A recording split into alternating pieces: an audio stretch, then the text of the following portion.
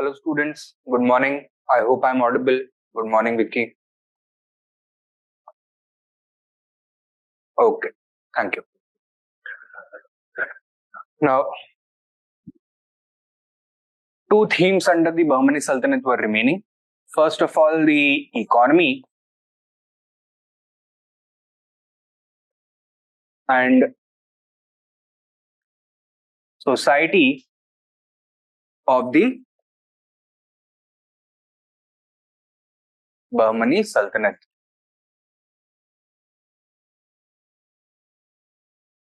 And secondly, the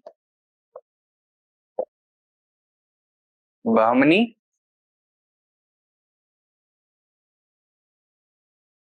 Vijayanagar struggle. पहले इसको देखेंगे, the economy and society of the Bahmani Sultanate. क्या features थे इकोनॉमी के? It was primarily agrarian society.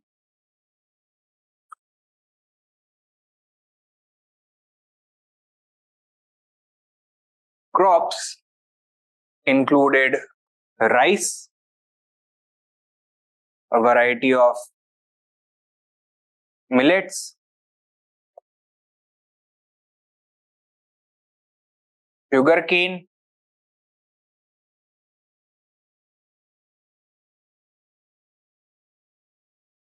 cotton. Horticulture was practiced.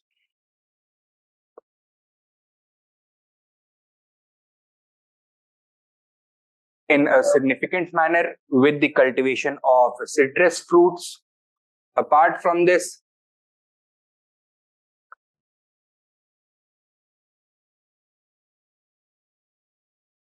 plantation agriculture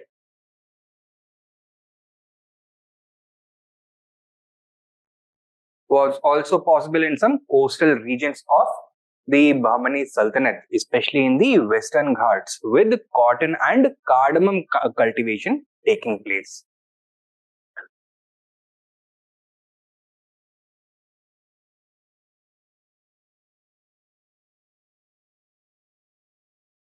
The agrarian structure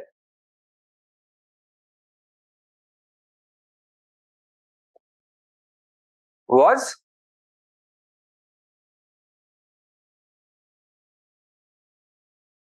feudalistic in nature.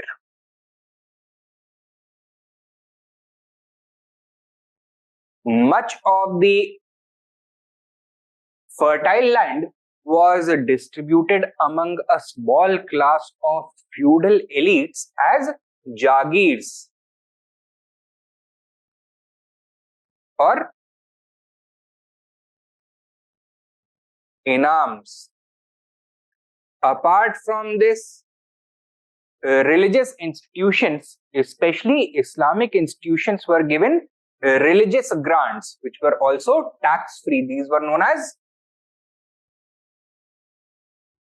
Waqf grants.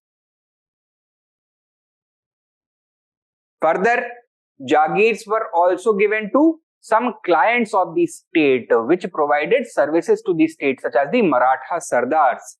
Their grants were known as the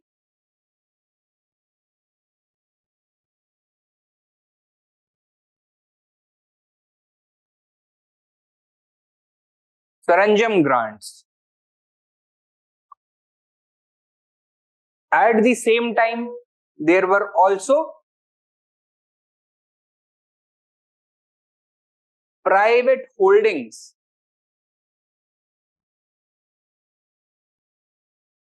of land, which included both large and small farmers. Apart from this, the concept of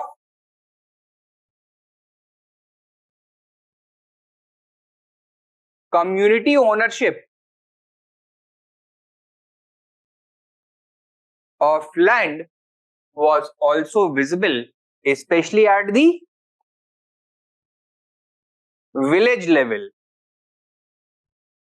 Some land was owned jointly by the entire village community, and it is from this communal land that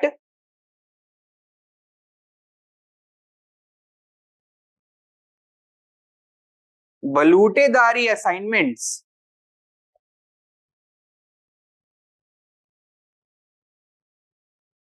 were made.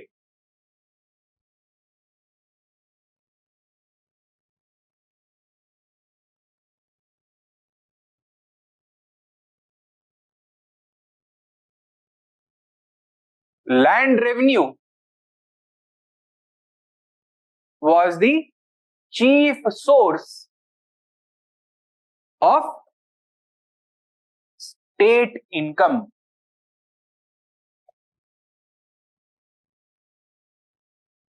Earlier, it was loosely based on the revenue machinery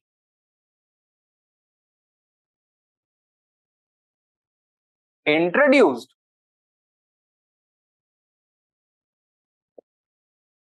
by Muhammad bin Tughlaq. Now, while Muhammad bin Tughlaq had reintroduced the Mashahat system in the Doab region, it was not possible for him to do so in the Deccan because this was newly conquered territory. यहाँ पे उतने administrators present ही नहीं थे कि मशाहट system of survey and measurement को ठीक से implement कर सकें. ठीक है? तो therefore assessment and collection was in the hand of local officials.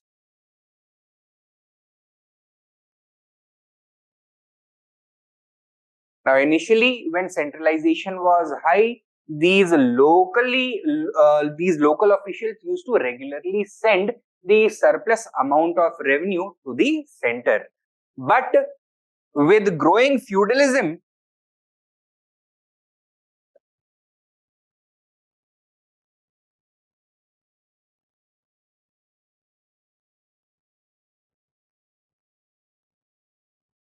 the element of revenue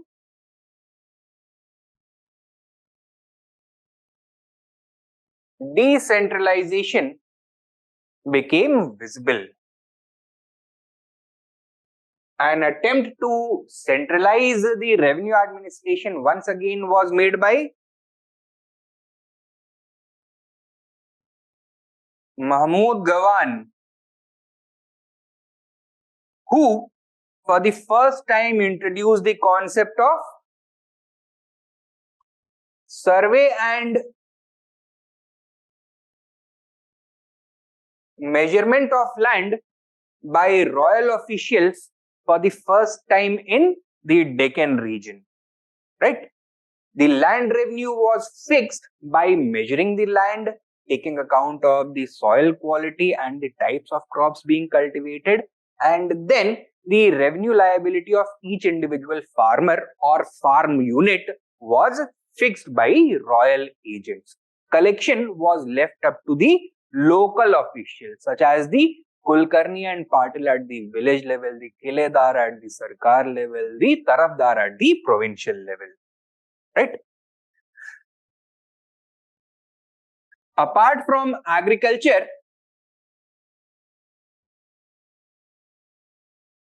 trade and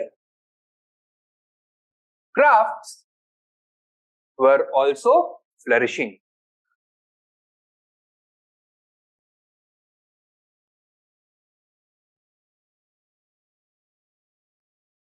Crafts included the working of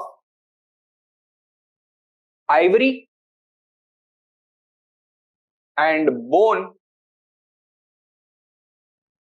to make various decorative items and ornaments.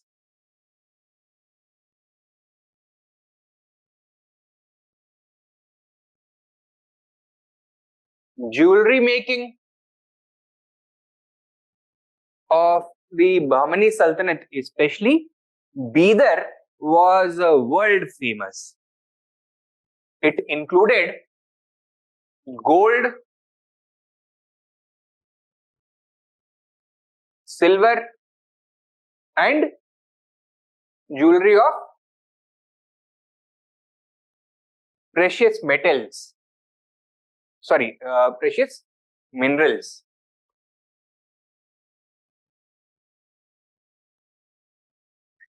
In the textile industry, cotton and silk weaving were extremely important. Apart from that, the craftsmen of Gulbarga were famous for their embroidery.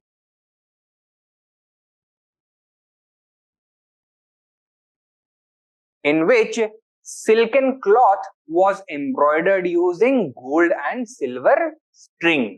ठीक है, तो सोने या चांदी के धागे से embroidery करते थे ये लोग. Apart from this,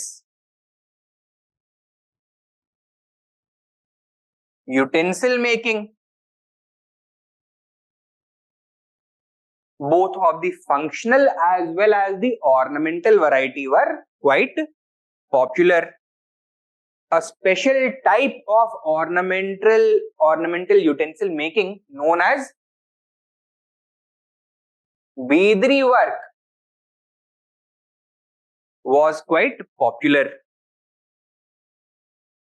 It involved the inlay of silver onto a base of brass metal or copper metal. This was a technique that was brought to the Bahmani Sultanate from Central Asia. Persia se aaya tha. So after the reign of Firoz Shah Bahmani onwards, this practice became popular.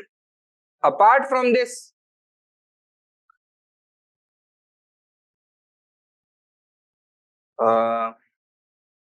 leather work,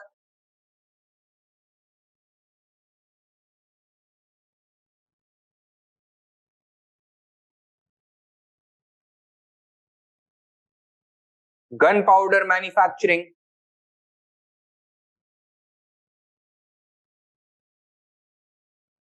and the making of arms and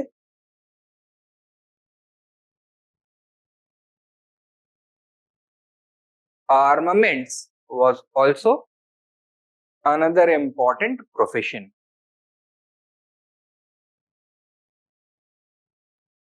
Important craft centers included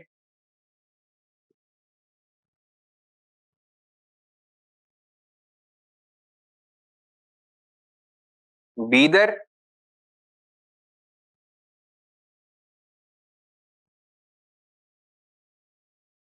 Gulbarga,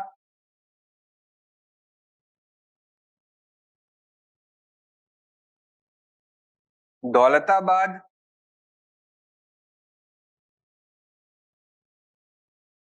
and Golconda.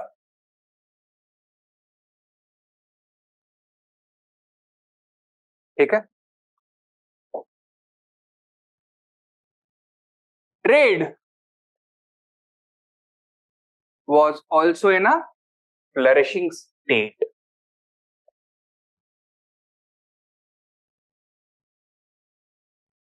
Internal trade was controlled mostly by Indian merchants.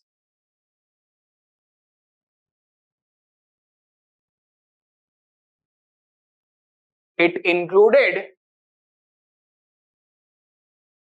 trade between cities as well as trade between cities and villages.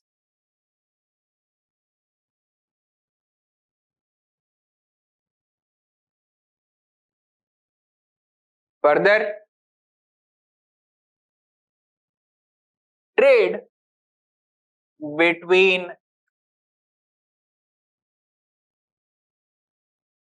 the Bahmani Sultanate and its neighbors, both to the north as well as the south, was also in a flourishing state. So, although the political situation remained disturbed, trade never stopped. The merchant class was organized in the form of guilds. And what was the basis of their association? Their regional affiliation or the commodity that they were trading. So, either on the basis of the goods that they were selling and purchasing, or on the basis of the region from which they belonged, they used to organize.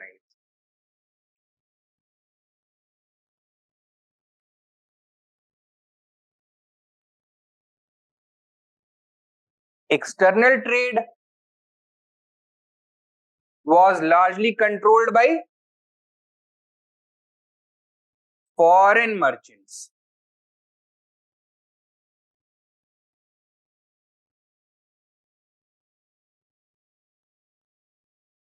Initially,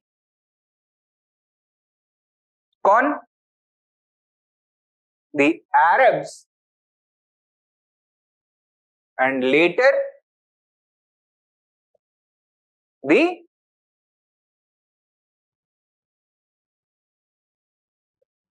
Portuguese. Most of this trade was seaborne trade.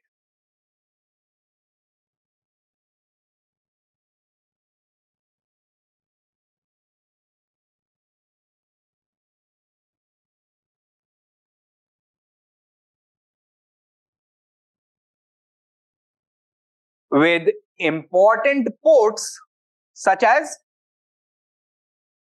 Goa and Dabhol on the western coast acting as the chief points of import and export.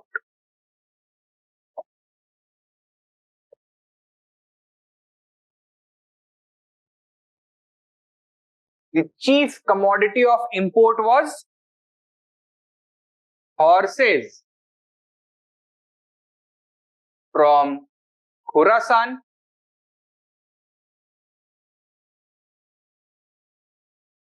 Persia and Arabia. Apart from that, after the introduction of gunpowder weapons, small guns which could be carried by the individual soldier. Apart from that, wines and perfumes. तो ये बताओ ये सारे जो items हैं, are they going to be consumed by the general population or are they going to be consumed by the state and its representatives? States and its representatives. So the demand for imports was generated primarily by the state and elites. On the other hand, exports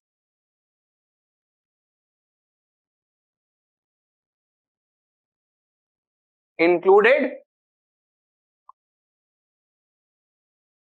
silk and cotton cloth, a large variety of spices,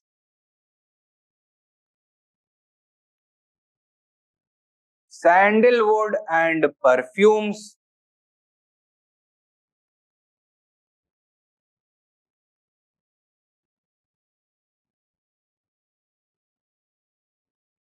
jewelry, and ivory works,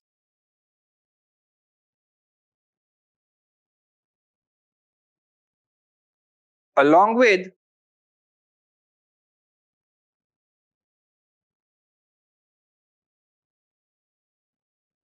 ornamental beadry ware. ठीक है? They were exported not only to Khorasan, Persia and Arabia, that is Central and Western Asia, but through these regions even to Europe and North Africa, right? अब बताओ कि ये वाले जो items हैं, are they going to be consumed only by the European elites and the European states, or by both the elites as well as the commoners? Both the elites as well as the commoners. ये the commoners. Sandalwood and perfumes by the state elites, jewelry and ivory works by the state and elites, ornamental beadry ware by the states and elites. But spices or cotton cloth जो है, they are going to be consumed by the general population as well.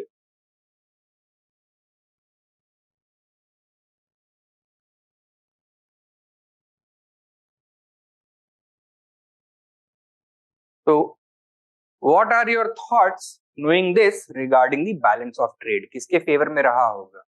In the favor of Indians or Europeans? In the favor of Indians. क्यों? क्योंकि जहां पे population का demand generate होगा वहां पे डिमांड हमेशा ज्यादा होगा. So balance of trade was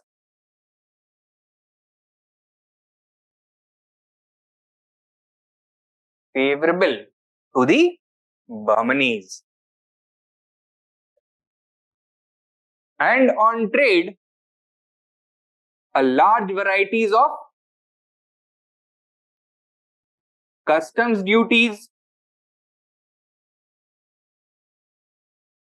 tolls and taxes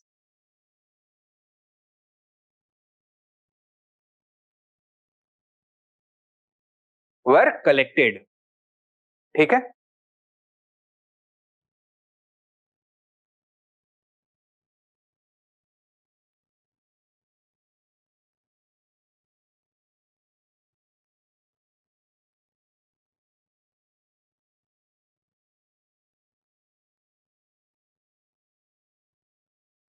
Regarding the economic condition of the common people, the views of a Russian traveler, his name was Afanassy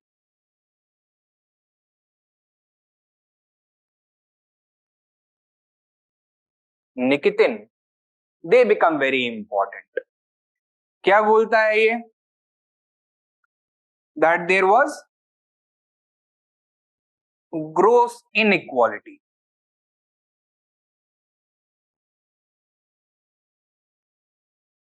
The nobles were fabulously rich,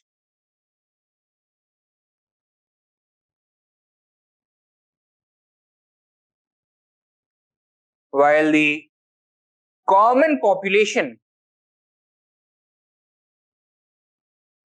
lived in abject poverty.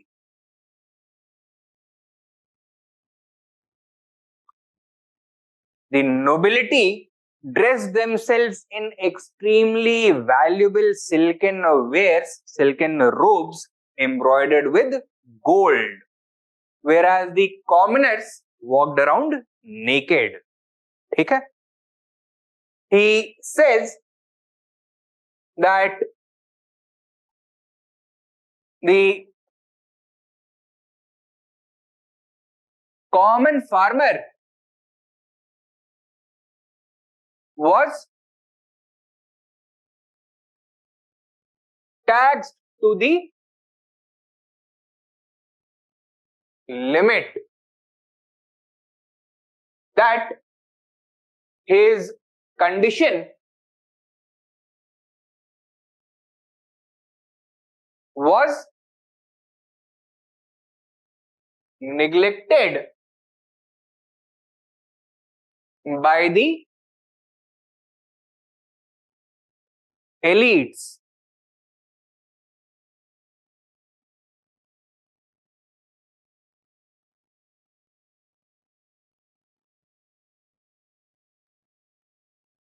However, looking at the pattern of the Bahmani economy, it is hard to take Nikitin's description of the condition of the common people at face value. There must have been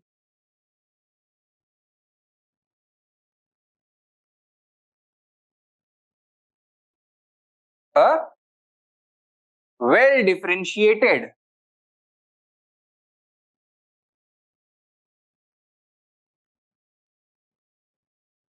class structure. ठीक है? Nikitin's analysis of the economic classes having a binary relationship, that is the haves and not haves, have-nots, that does not appear to be correct. क्यों बोल रहे हैं that it must have had a well differentiated class structure? Due to the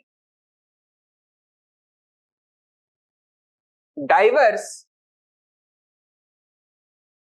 economic landscape characterized not only by flourishing agriculture but also by flourishing trade.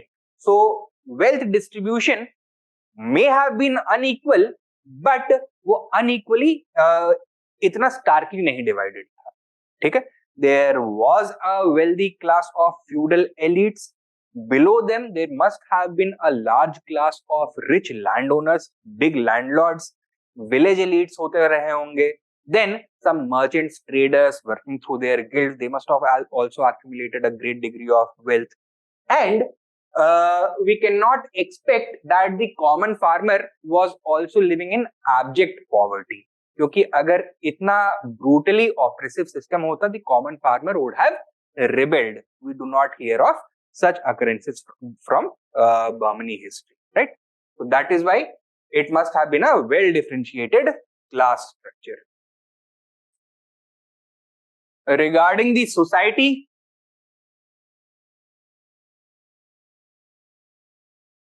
first of all, there was a horizontal division of society between the majority Hindu and the minority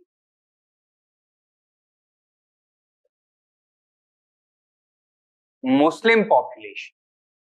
ठीक है? Among both, a vertical differentiation or a vertical division also existed. Among Hindus, it was on the basis of Varna and caste. With which Varna occupying the top position? Brahmins, characterized by Brahmanical domination.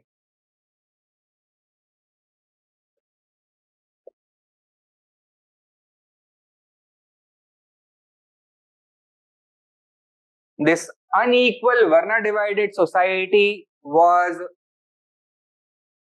also characterized by the practice of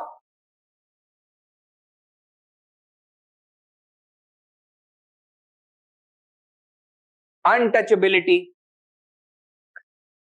which was primarily a rural or an urban phenomena? No, it was primarily an urban phenomena. Those castes which normally would have been assigned the untouchable status in North Indian villages were given respected positions under the Balotidari system in Deccani villages. So there were some mitigating factors also, some reformative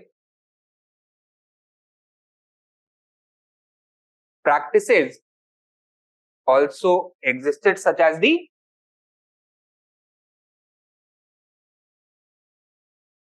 Balotidari system.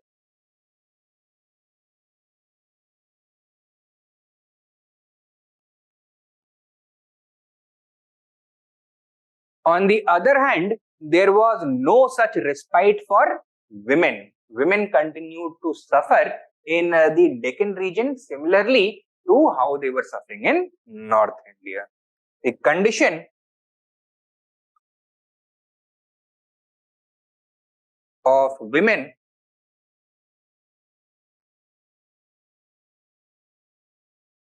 remained poor.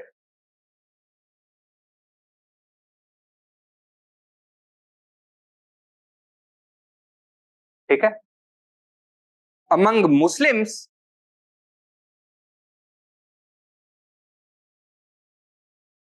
there was yet again vertical division, or in fact, there was even one more layer of horizontal division between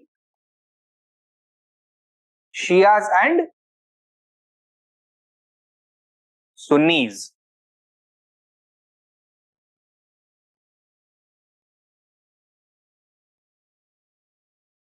How was this made possible? Due to the influx of a large number of Shia migrants from Persia from the period of Firuz Shah Bahmani onwards. Right? Among both of these, there was also a class division.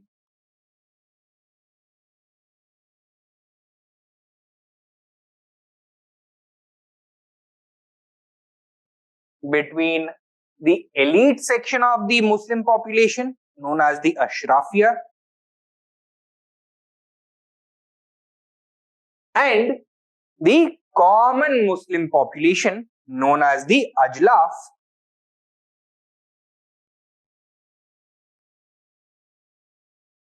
or Ajlafiya, right?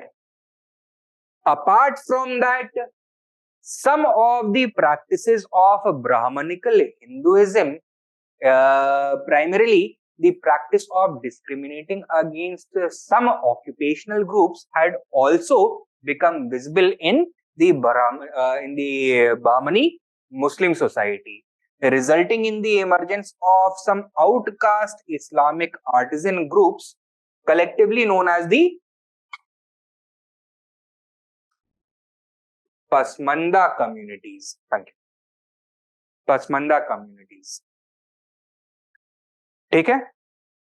Among Muslims also, while the condition of women was better as compared to the condition of women in Hindu society, it was still inferior, right?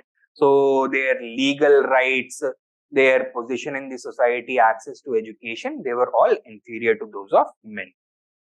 So condition of women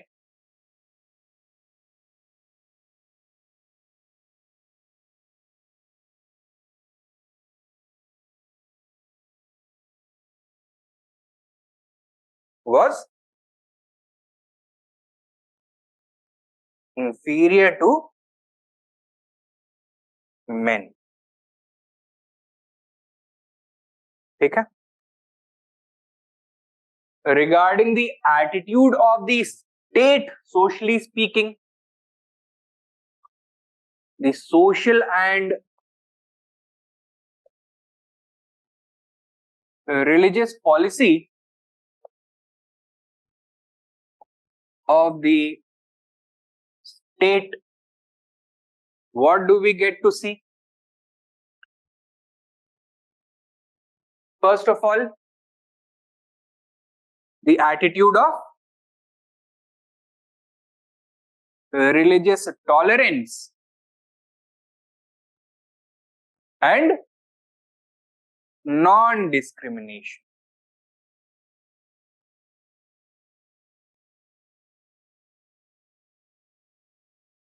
Okay?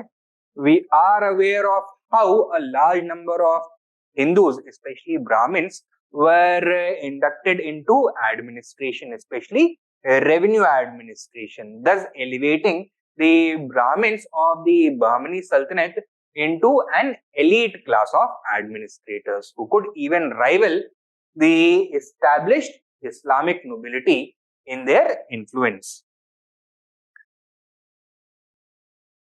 We are also aware of how Mahmud Gawan inducted a large number of Marathas into the army. Marathas were Hindus, right? Non-Muslims. Into the army in order to counterbalance the established Islamic nobility in the provinces, the Tarafdars. Right? Further, instances of religious violence, although not unknown, were very rare, especially as compared to North India. Right?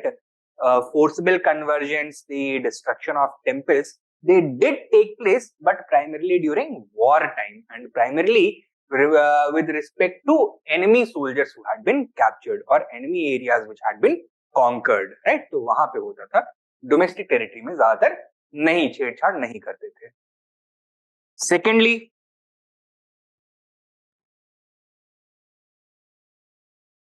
religious patronage to which faith? Primarily Islamic institutions. And scholars was a common practice for all the sultans of the Bahmani Sultanate. So, although in matters of religion the state did not discriminate, it did promote Islam and the Islamic culture.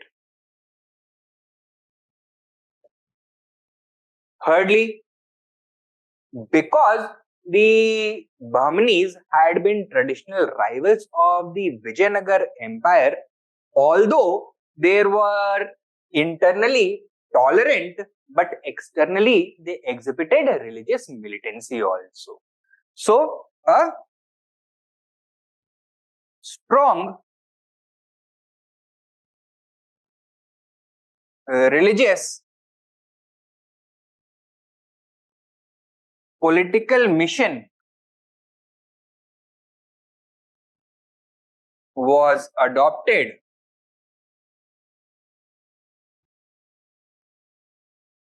with respect to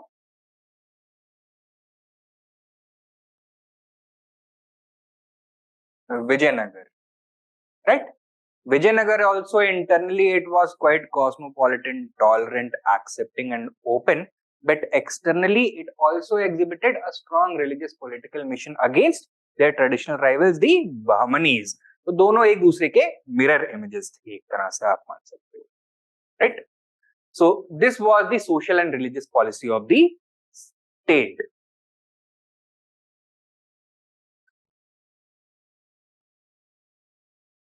The cities of the Bahmani Sultanate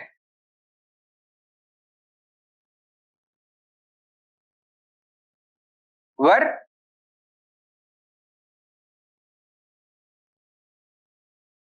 truly cosmopolitan in nature, right? Characterized by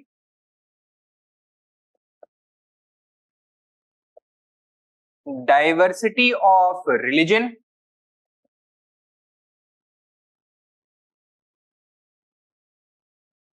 ethnicity,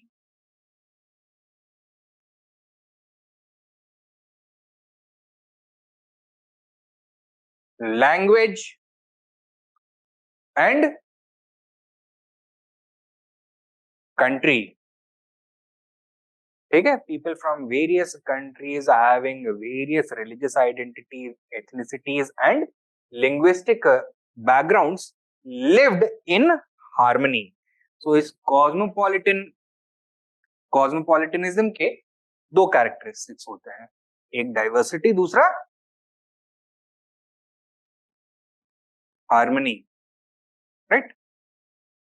So they lived with each other in harmony. Okay.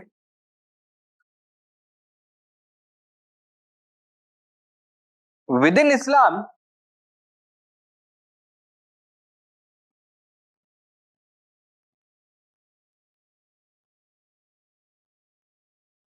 there was a marked departure as compared to North India, where while only Sunni Islam dominated and the sultans were forced to deliberately maintain an arm's length distance with the Sufis, in Bahmani Sultanate, the sultans embraced all varieties of Islam.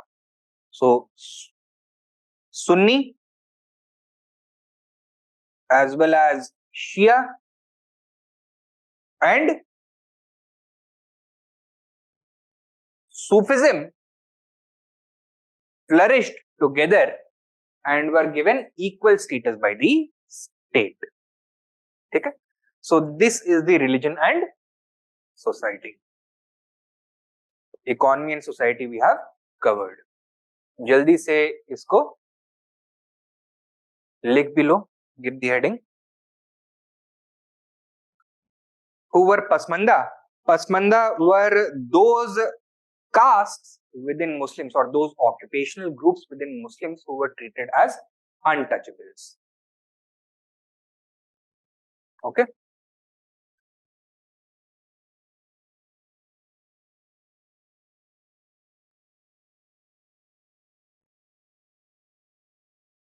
चलिए लिखिए. The economy of the Bahmani Sultanate was primarily agrarian. The economy of the Bahmani Sultanate was primarily agrarian. Full stop. Crops included rice, a variety of millets, vegetables, pulses, along with cash crops such as cotton and sugarcane. Cotton and sugarcane. Full stop. Horticulture was also promoted and plantation agriculture was practiced along the western coastal plains. Along the western coastal plains.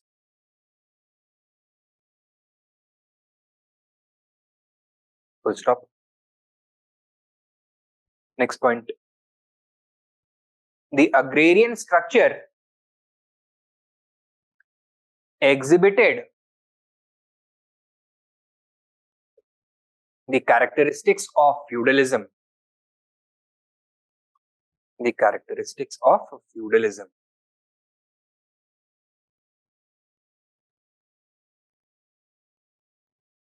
Full stop.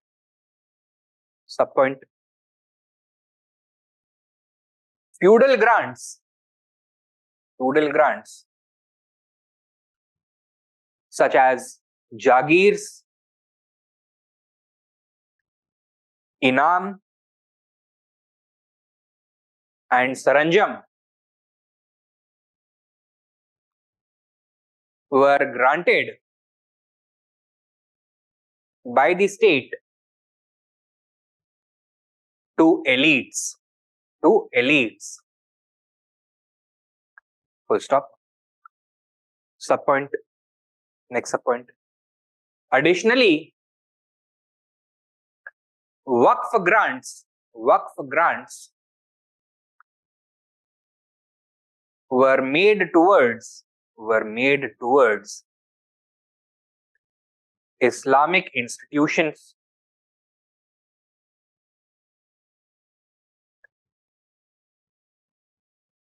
Next point. Main point. However, private holdings, both large and small, also existed.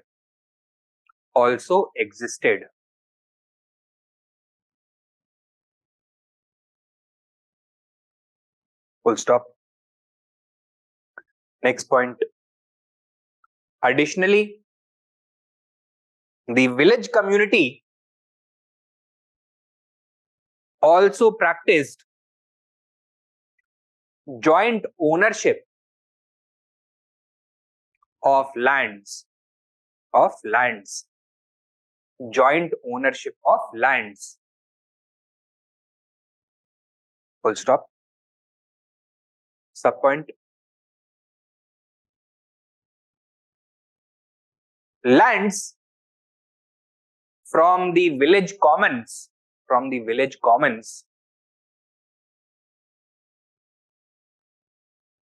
were distributed among balutedars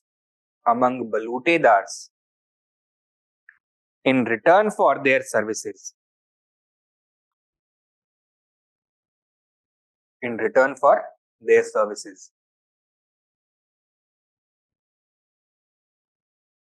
ठीक है.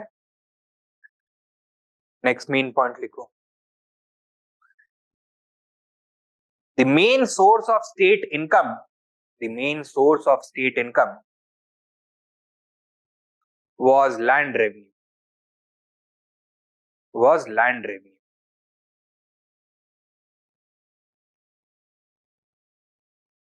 Full stop. Subpoint. Initially, it was loosely based on the revenue machinery introduced by Muhammad bin Tughlaq,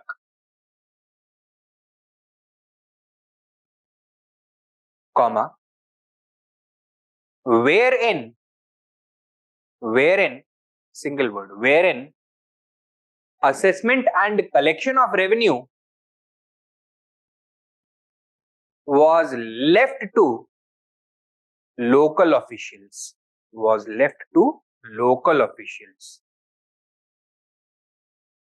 Full stop. Next subpoint. Gradually, this contributed to the growth of feudalism, characterized by revenue decentralization.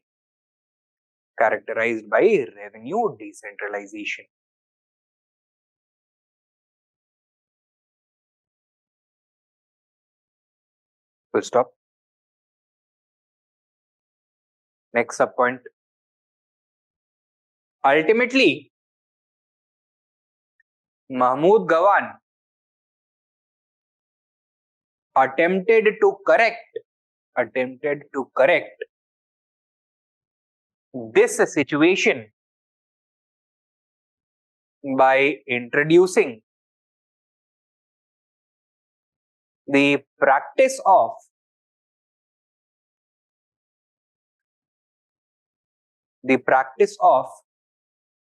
survey and measurement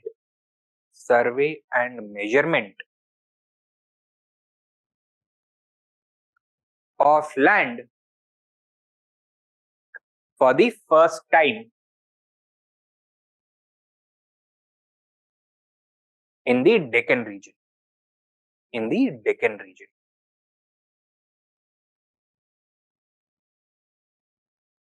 इसका फायदा किसको हुआ सबसे ज्यादा? Not the बहमनीज, because Mahmood गवान गया, उसके बाद Bahmani kingdom also disintegrated. फायदा सबसे ज्यादा हुआ है इसका मराठास को, because when Shivaji created the Maratha state, he incorporated many of the revenue policies and practices initially introduced by Mahmud Gawan. ठीक है, write down. Later, उसी सब पॉइंट में, later many of these revenue reforms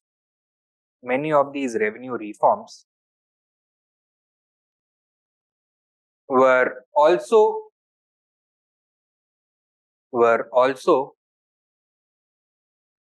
incorporated by the Marathas.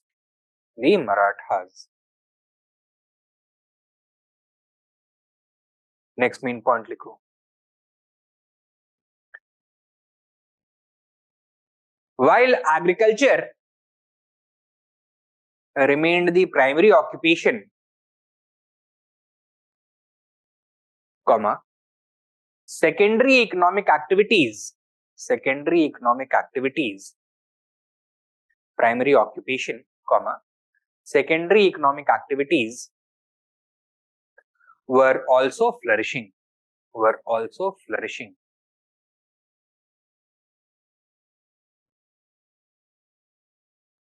Full stop.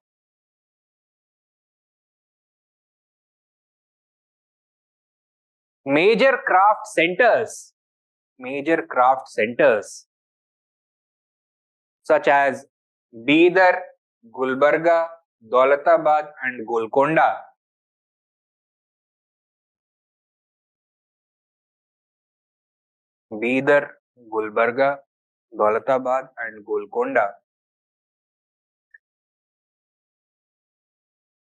emerged as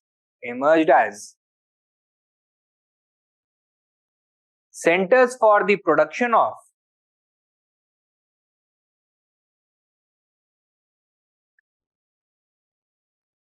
ivory and bone works,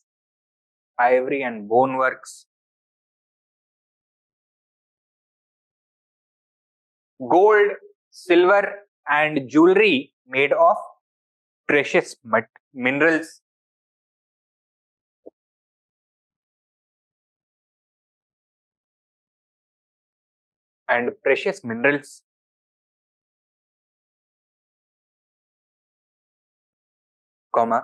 embroidered silk and cotton cloth,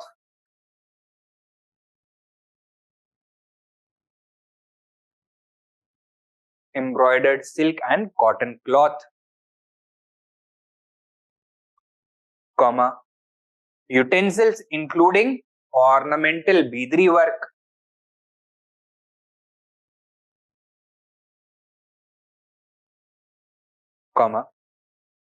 leather work,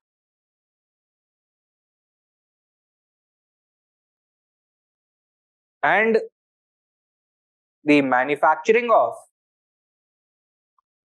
arms, armaments and gunpowder.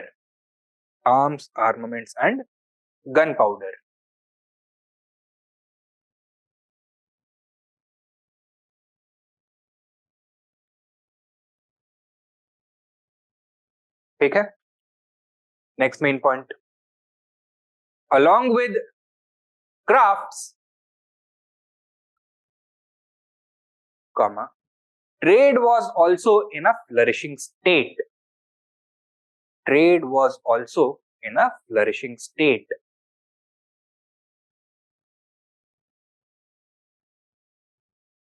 Sub point. Internal trade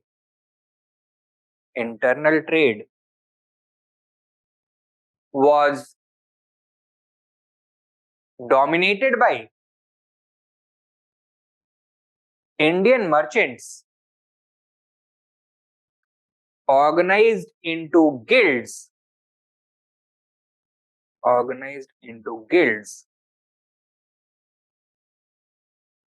on the basis of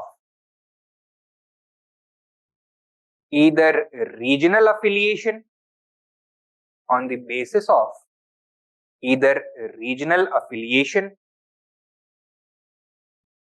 or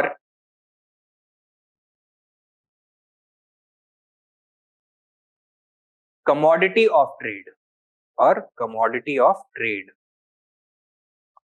Full stop. Next subpoint. Internal trade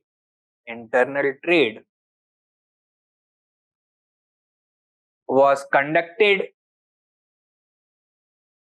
between cities,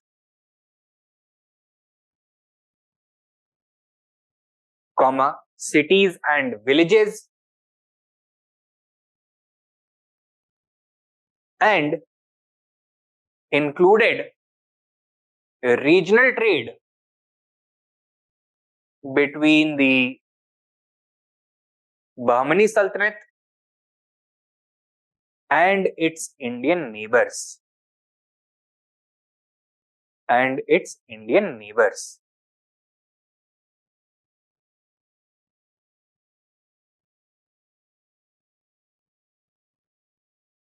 Next subpoint. External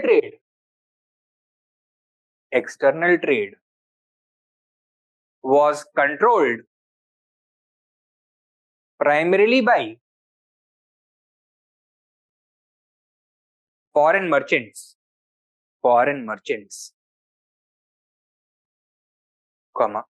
initially Arabs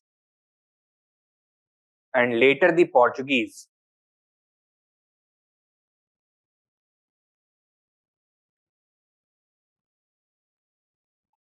Full stop. Next subpoint. Maritime trade was the dominant mode of external trade, with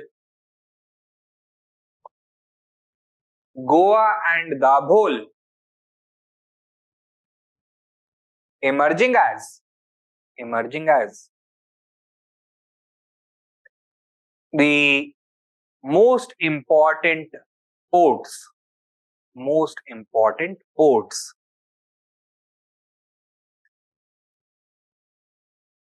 Next subpoint.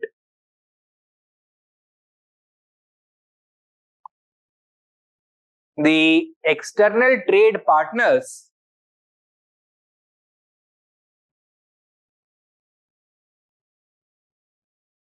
of the Bahmanis included not only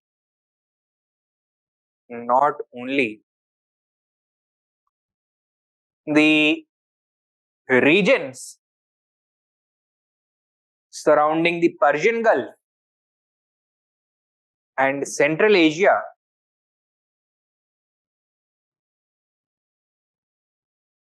but even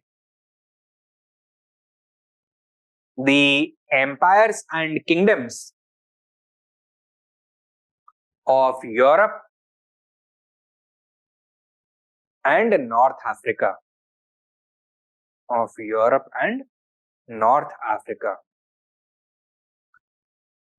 Full stop.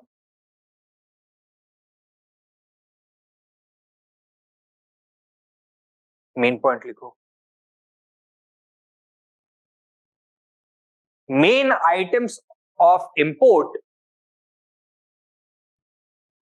included goods consumed by the state and the elites.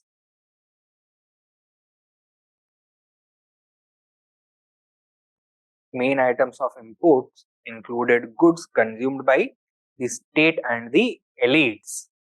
Full stop. Subpoint. और full stop नहीं, उसके elites के आगे लिखो such as 1 2 3 करके. Number 1, horses from Persia, Khorasan, and Arabia. Number 2, wines and perfumes. Number 3, small guns. Small guns.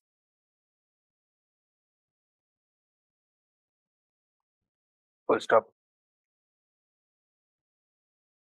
Next point, next main point. Exports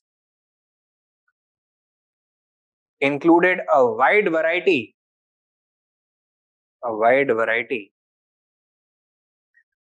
of goods such as, once again 1 2 3 4 करके लिखो. Number 1, spices. Number 2, silk and cotton cloth. Number 3, sandalwood and perfumes. Number 4,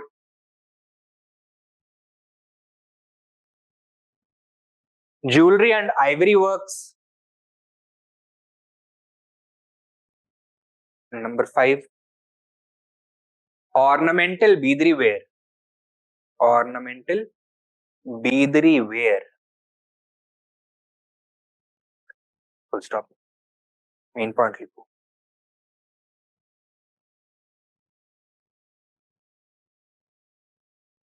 Bahmani exports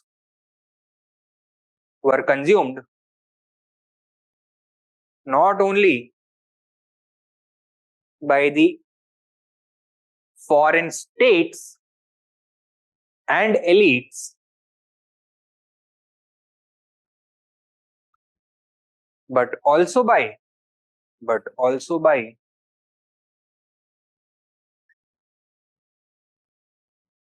their general population.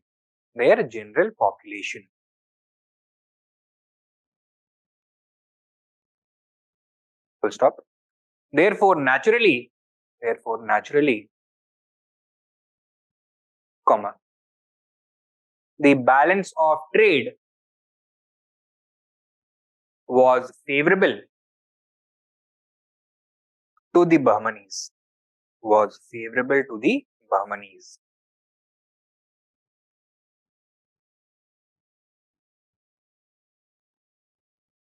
ठीक है. Now, यहाँ पे एक problem भी था. क्या? That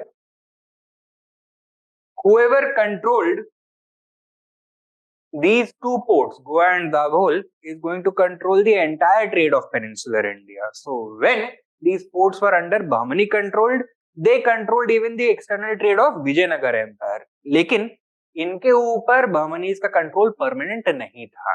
ठीक है. So it kept fluctuating. Sometimes it was under the control of the Bahmanis, sometimes it was under the control of Vijayanagar. So when it was under the control of Vijayanagar, all the benefits of Bahmani external trade, उसका फायदा कौन उठा ले जाएगा? Vijayanagar. And thus, because of this fluctuating ownership or control of Goa and Dabhol, none of them were able to consolidate their gains. तो कभी इनका पलड़ा भारी होता था, कभी उनका पलड़ा भारी होता था.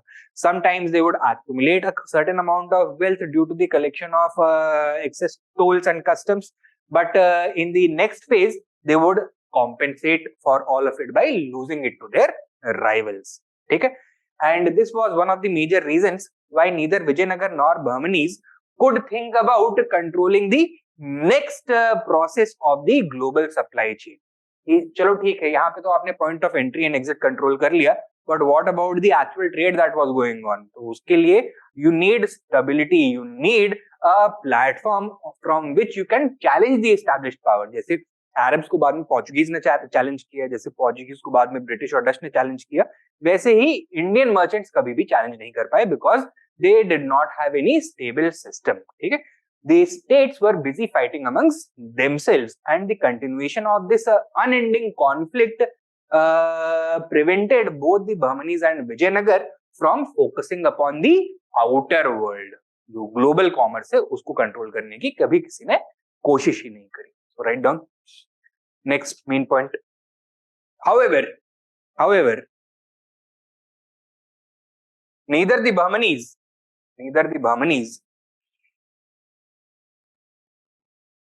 nor the Vijayanagar Empire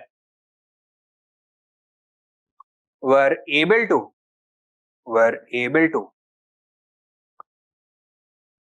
consolidate their favorable position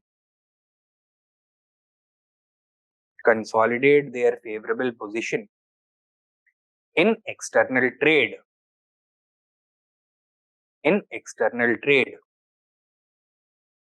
Full stop. They always remained dependent upon foreigners. Always remained dependent upon foreigners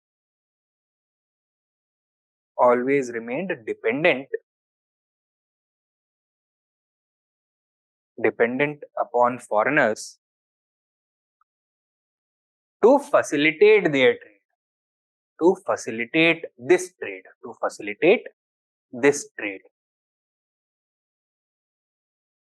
and could never encourage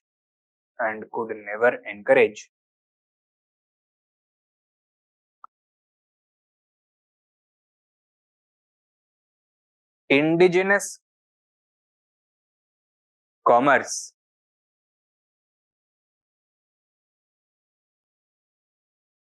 to act as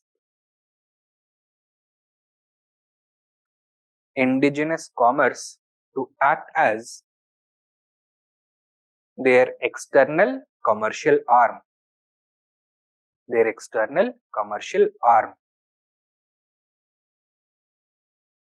next point लिखो, आर्म, कमर्शियल आर्म. ठीक है, जैसे कि British empire का external commercial arm शुरुआत में British east India company था, उस तरह से ये दोनों ही एम्पायर्स किसी को भी एनकरेज नहीं कर पाए कि आप हमारे बिहाफ पर बाकी दुनिया से ट्रेड करो, right? They could not do this. Next point लिखो, as a result,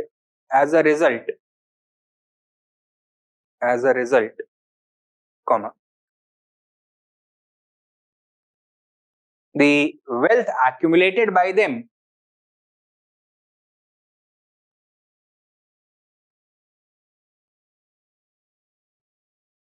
by collecting customs, tolls and taxes on trade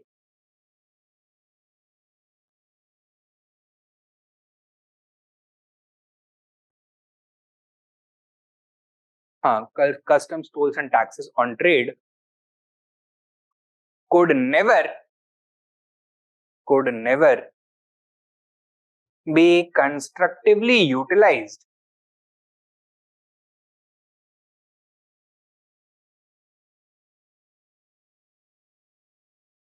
towards capital formation and commercial development.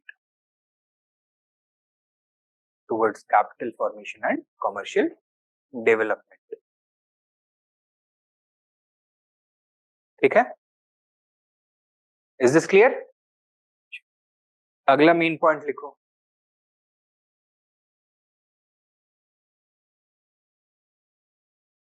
there are some uncertainties regarding the condition of the common people.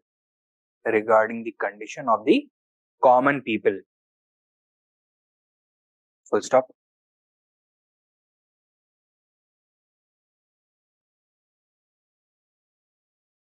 The point. The Russian traveler, Afanassy Nikitin,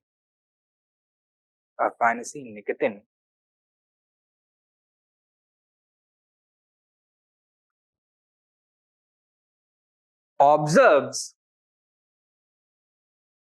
the presence of gross inequality.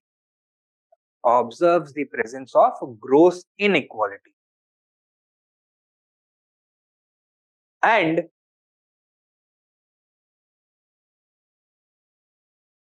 notes the presence of a binary relationship,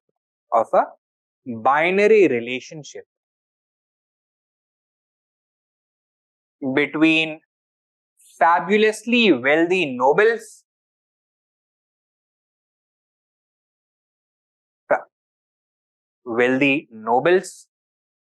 and commoners living in abject poverty.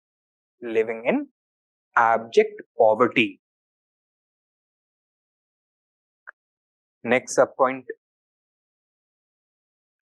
According to him, comma, the common farmer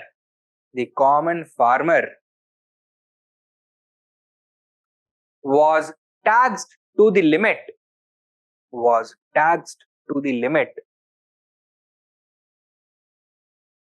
and the elites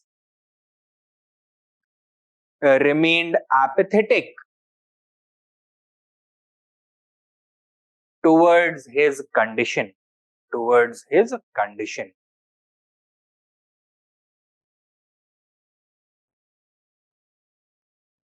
ठीक है? Next point.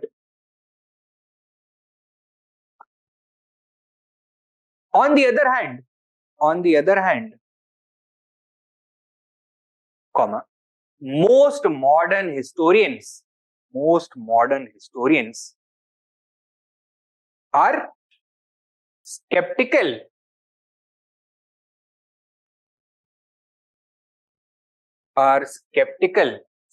मतलब पूरी तरह से भरोसा नहीं करना, ठीक है, शक की नजर से, are sceptical towards Nikitin's analysis,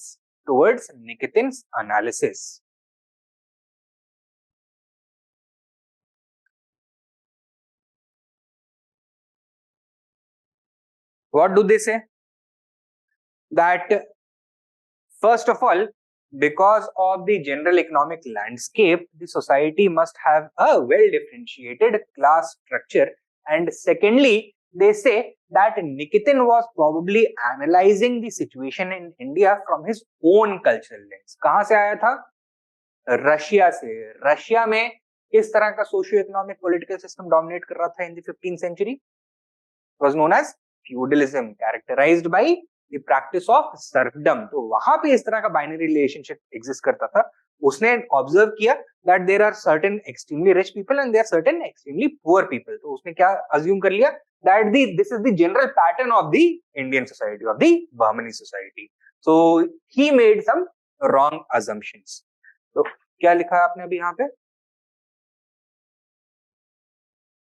Are skeptical towards Nikitin's analysis. Next subpoint लिखो. By observing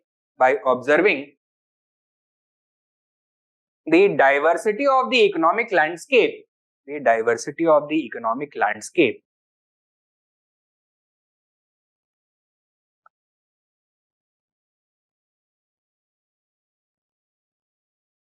may be extrapolated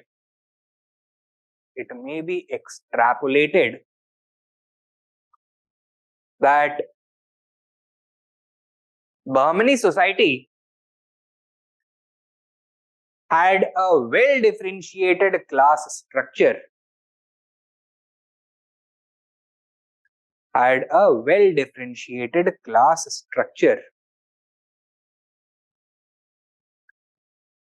characterized by the presence of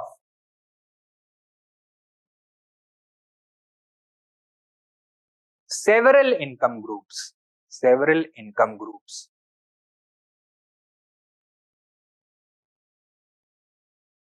ठीक है? Next point.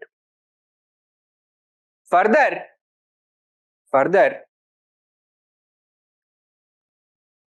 they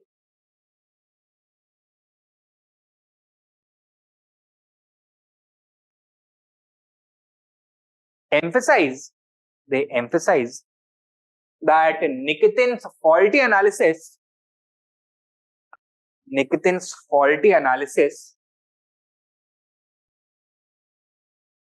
was also a result of his own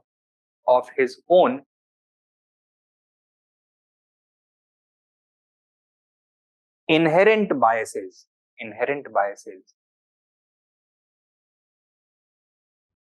Full stop. Nikitin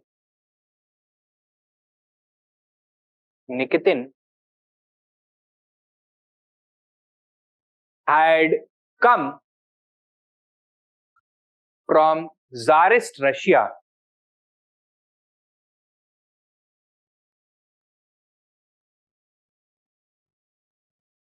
characterized by the presence of feudalism and serfdom.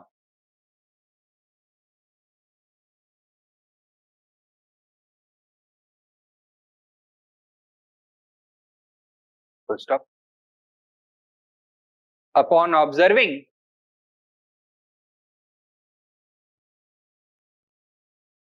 the presence of rich and poor people in India,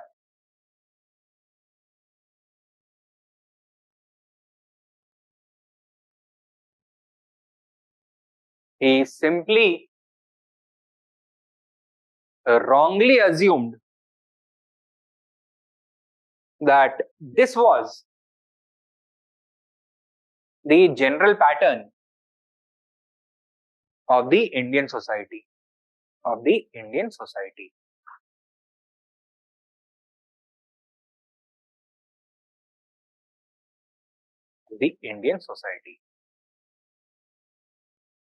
ठीक है, next main point लिखो. The society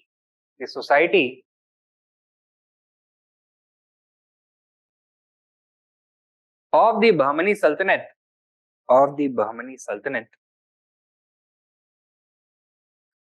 was horizontally divided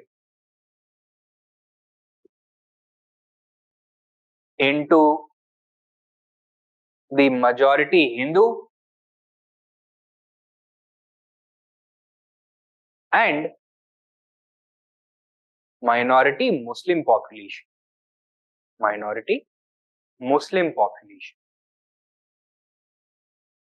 Full stop. Next point. Main point. However, the society was also characterized by vertical divisions.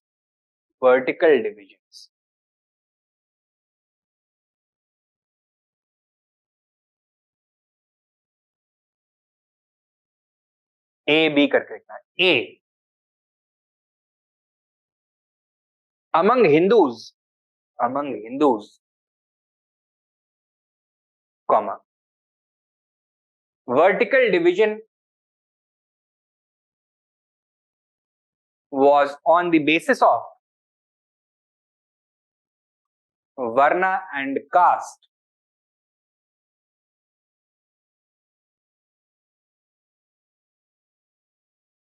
सब point B नहीं, इसमें ही सब point, A के अंदर सब point. It was characterised by Brahminical domination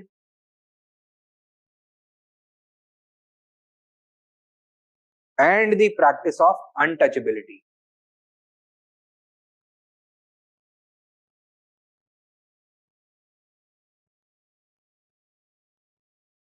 Next point. However,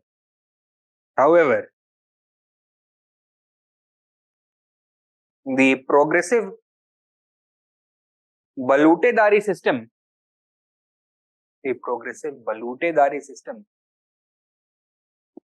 acted as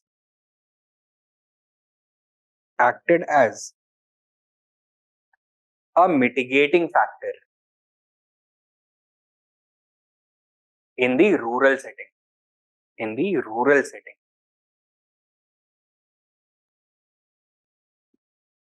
Next point.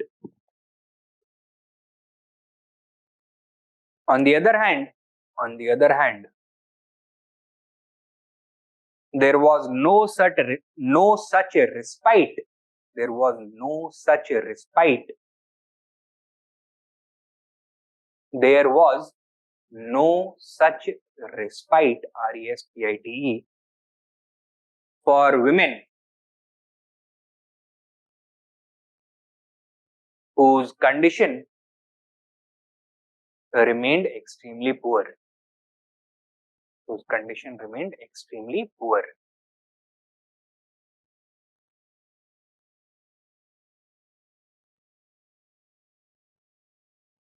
ठीक है? B, Muslims were further divided horizontally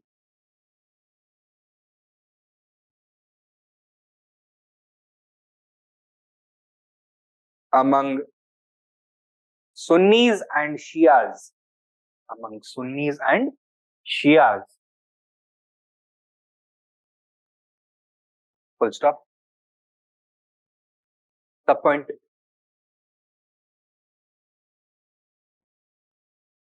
Among both,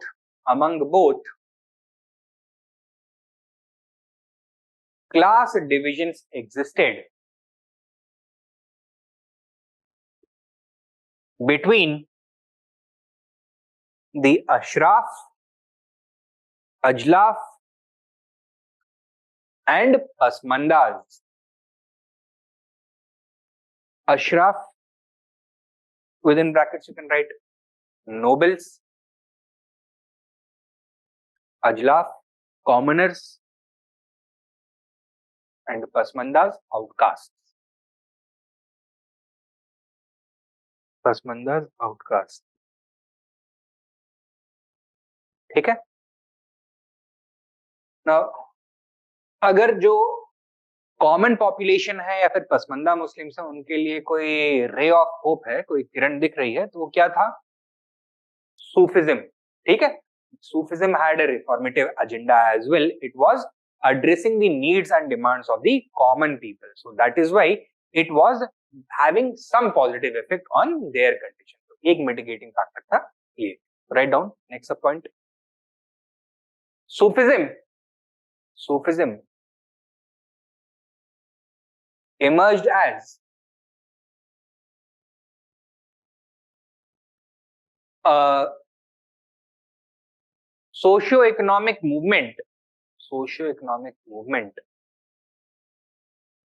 in the interests of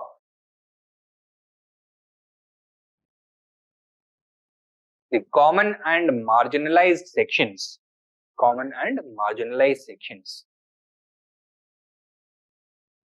Only among Muslims? Among both Hindus and Muslims.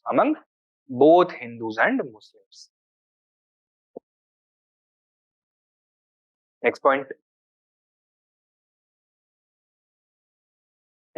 However, the condition of Muslim women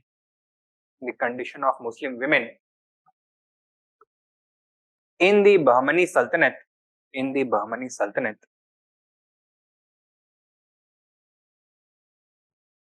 remained inferior to that of men.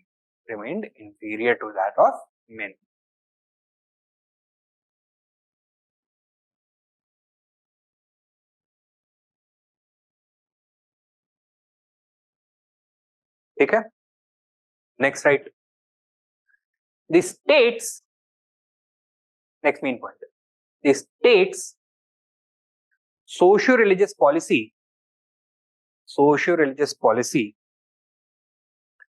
was characterized by the practice of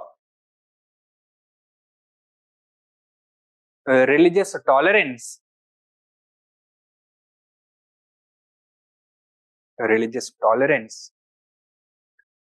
and non-discrimination.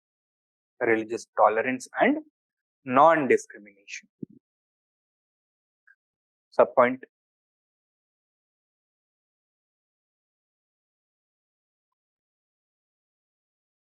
Practices such as the destruction of temples and forcible conversions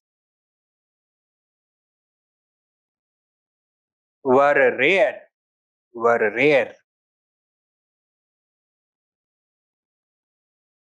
and primarily limited to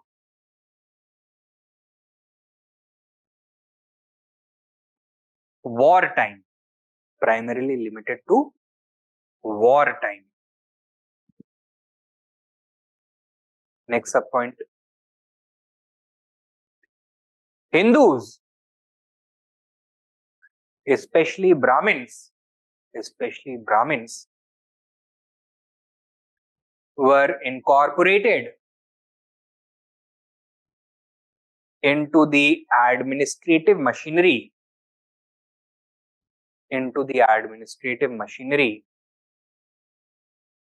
on a large scale.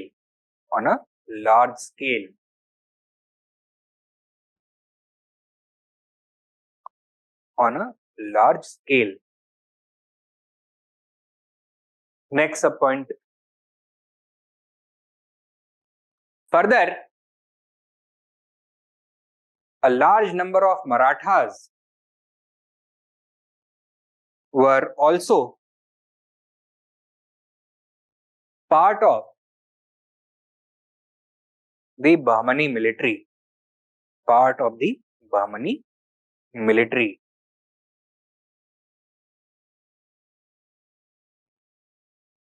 Next sub point.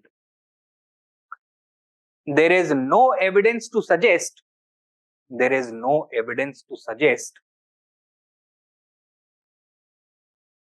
that jizya was collected from non-Muslims.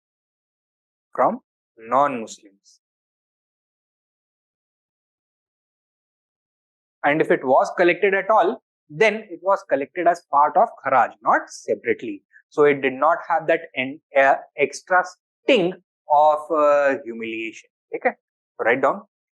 इसी में ही full stop. If collected at all, comma, it was a part of Kharaj.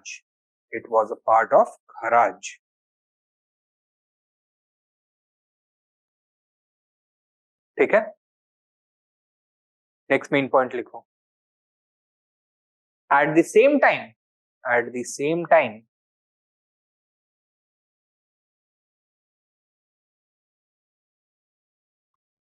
the state continued heavily patronizing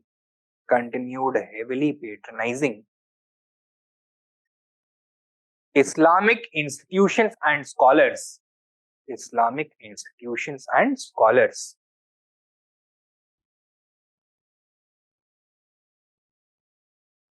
Full stop.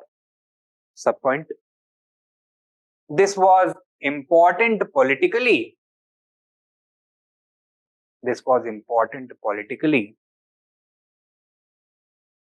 Since the state had positioned itself as the champion of Islam,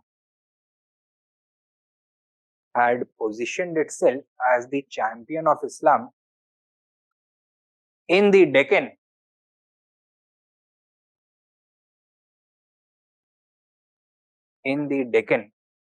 and religious patronage was an important source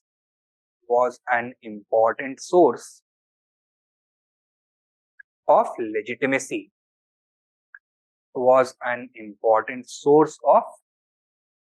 legitimacy. ठीक है. Next main point.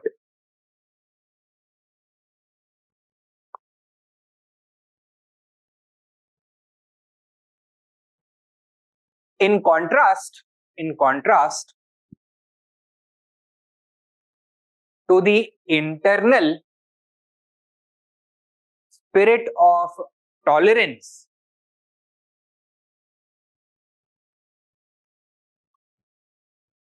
comma, the Bahmani state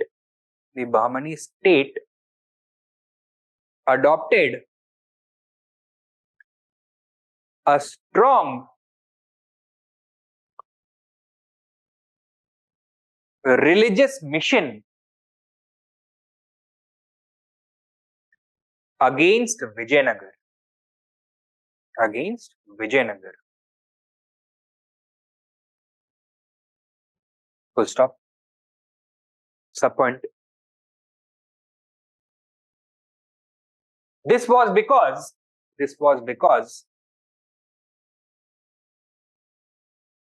comma, both championed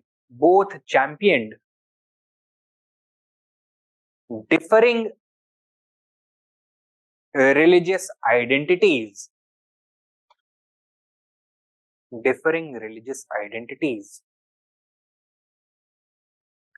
and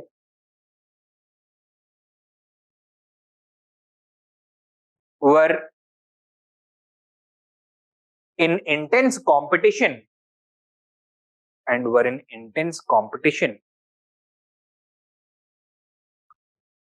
for limited resources.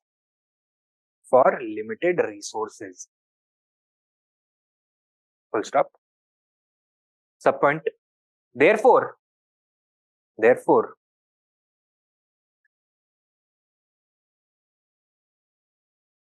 aggression against the other was justified on the basis of religion.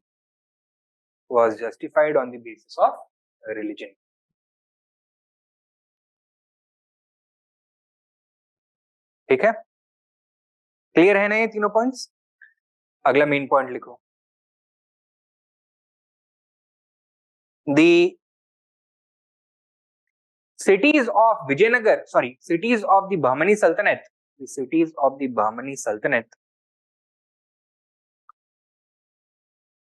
exhibited a truly cosmopolitan characteristic.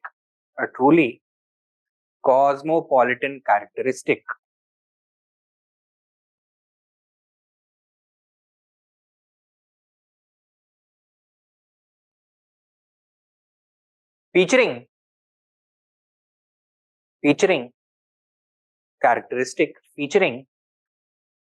diversity of religion, ethnicity, language and country.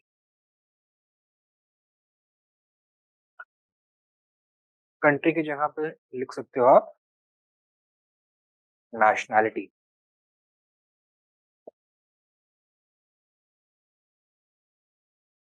Religion, ethnicity, language and nationality, and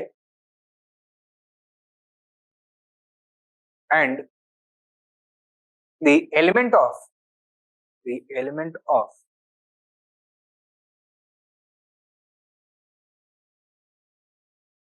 complete harmony.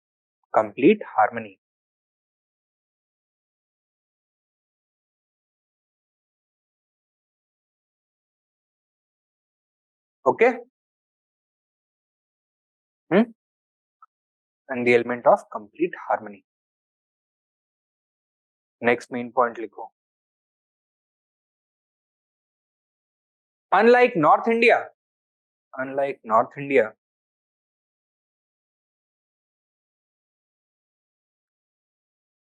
where the state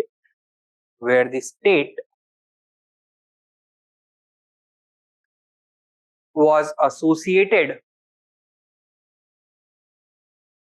only with the Sunni doctrine of Islam,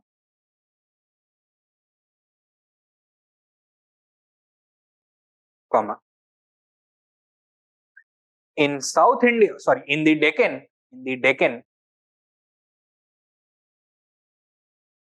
the state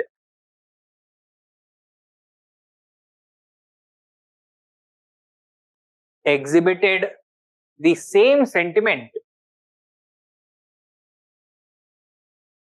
towards the Sunni doctrine, Shia doctrine, and Sufism.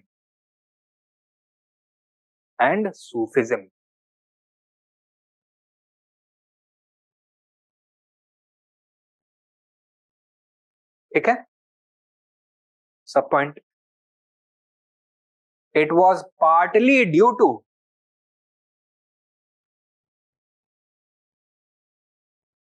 the moderating effect of Sufism. The moderating effect of Sufism that क्या possible हुआ? एक तो coexistence of Sunni and Shia Islam, this became possible, and the coexistence of Hinduism and Islam, that became possible. ठीक है? It was partly due to क्या है? The moderating effect of Sufism that the Bahmani state adopted a tolerant religious policy. A tolerant religious policy.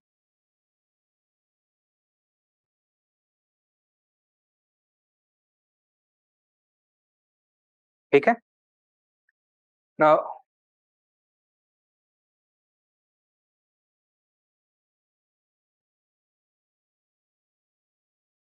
what was the first Sufi sect to arrive in the Bahmani Sultanate?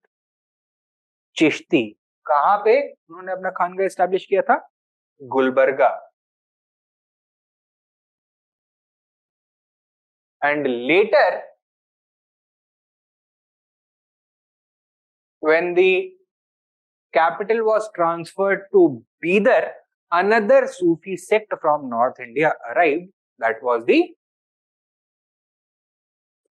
Qadri silsila. ठीक है? So while Gulbarga developed as a Chishti Sufi center, Bidar developed as a Qadri Sufi center or Qadariya Sufi center. So write down. While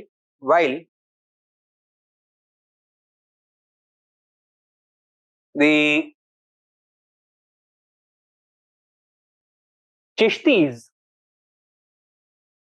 were the first to arrive in the Deccan,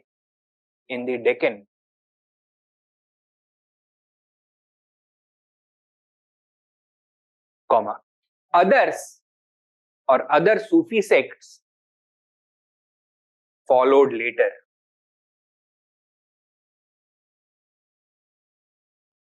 These included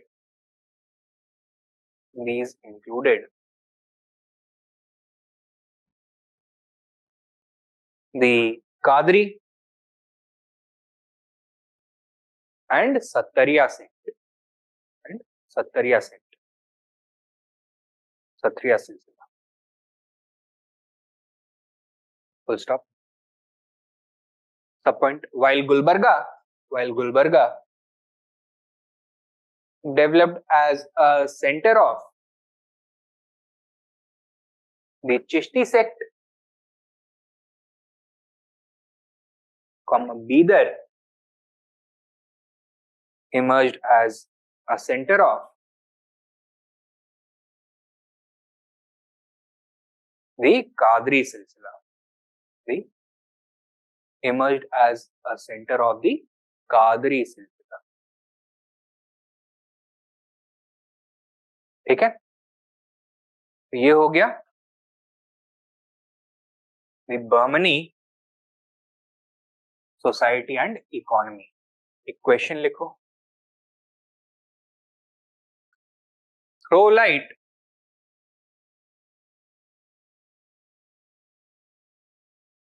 on the society of the Bahmani Sultanate.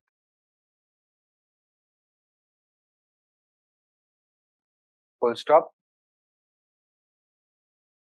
Would it be correct to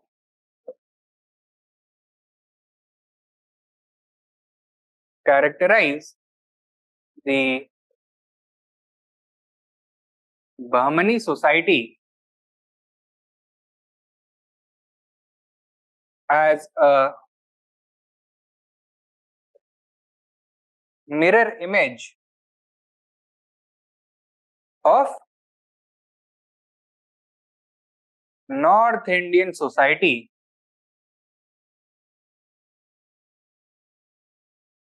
under the Delhi Sultanate?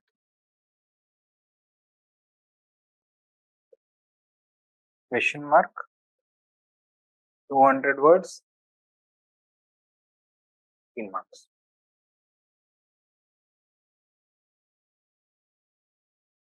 Question को आराम से पढ़िए और बताइए कि दिमाग में कुछ चमक रहा है.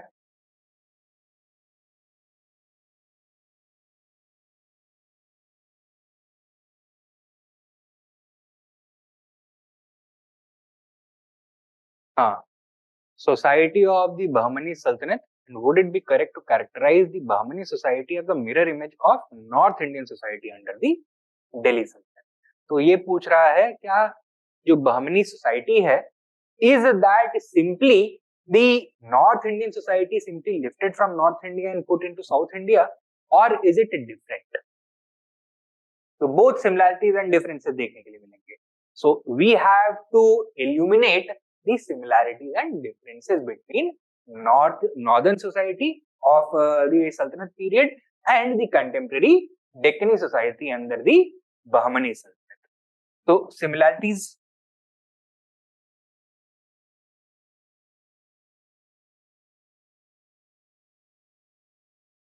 For example, what do we see? Similarities क्या क्या हैं? First of all, horizontal division of the society. Secondly, vertical divisions of the society, both among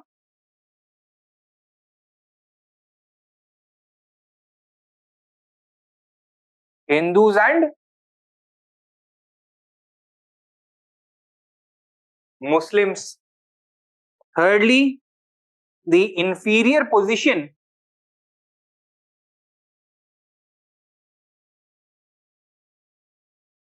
of women at all levels in the society. Fourthly, the influx of foreign influences.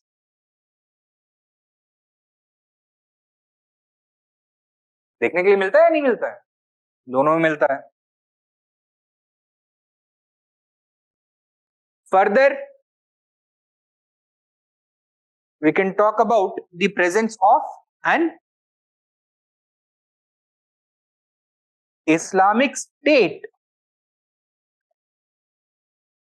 in both situations, wherein the Islamic State was created in a peculiar situation where Muslims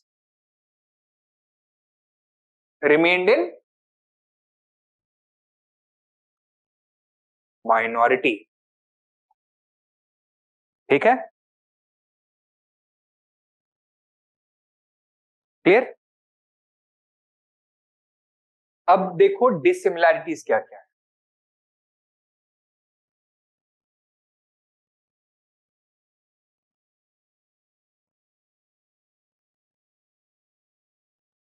First of all, while it is true that the society was horizontally divided into Hindus and Muslims, In North India, how did the state treat the Muslims?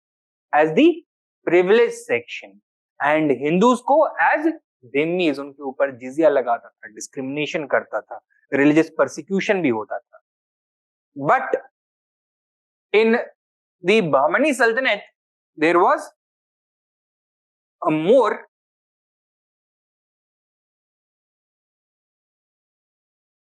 tolerant environment.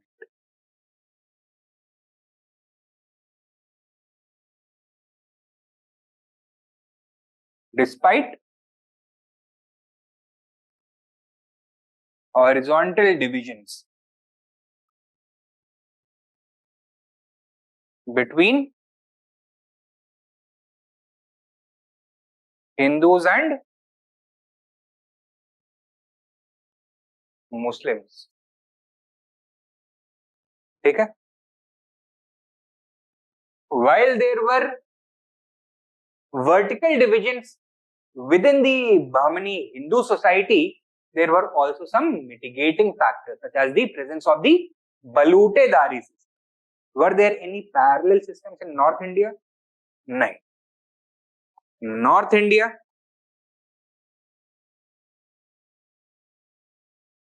was characterized by the absence of the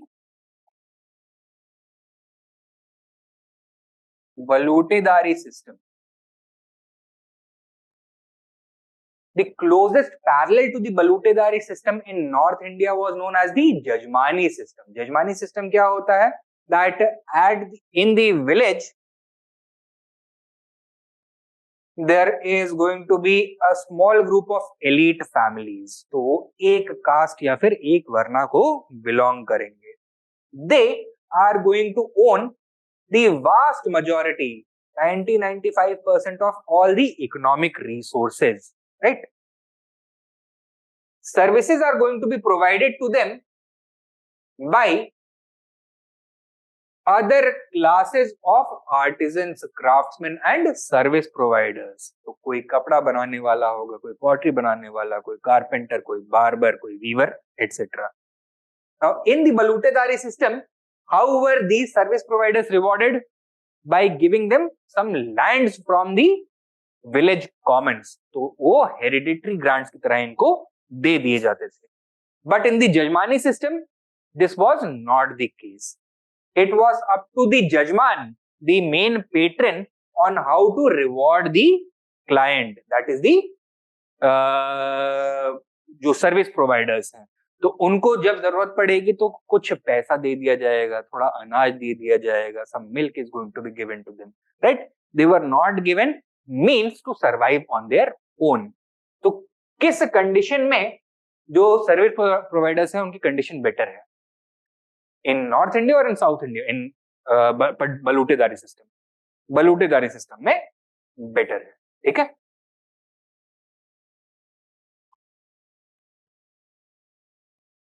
Thirdly, unlike North India, there was horizontal division even within the Muslim society.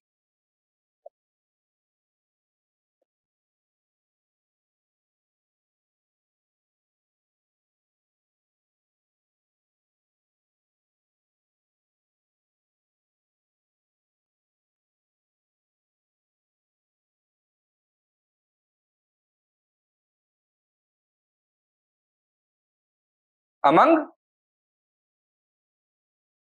Shias and Sunnis. ठीक है? और बताओ क्या difference है? Unlike North India, where Sufism was extremely popular, in South India, in the Deccan region, the state maintained a close relationship with the Sufis. So, among the Bahmanis,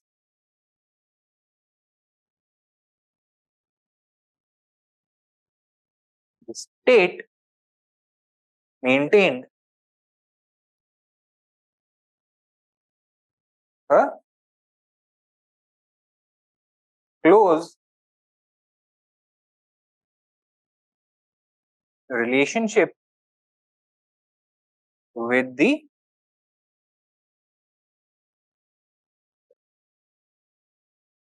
Sufis. ठीक है. Unlike north India जहां पे major linguistic communities कौन कौन सी थी, Hindavi, Bengali, Persian, Urdu, Gujarati etcetera. In the Bahmani सल्तनत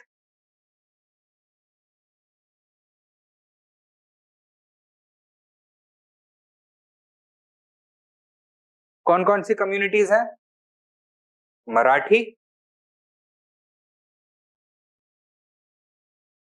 Telugu,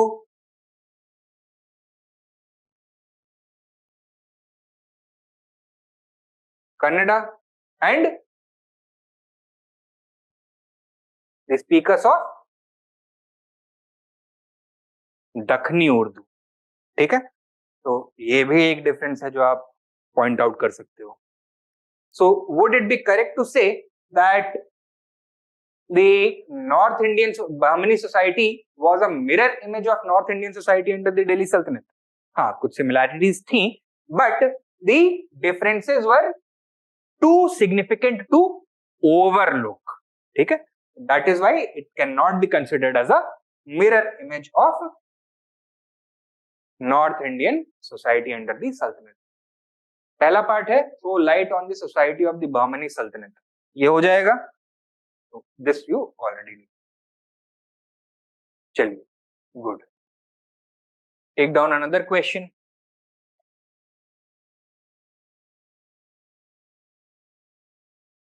Illuminate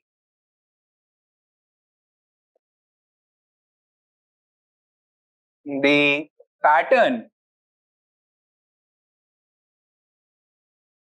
of the Bahmani economy. Illuminate the pattern of the Bahmani economy. Why was it unable to dominate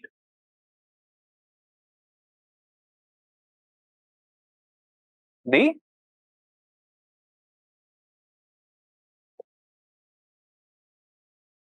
global trade?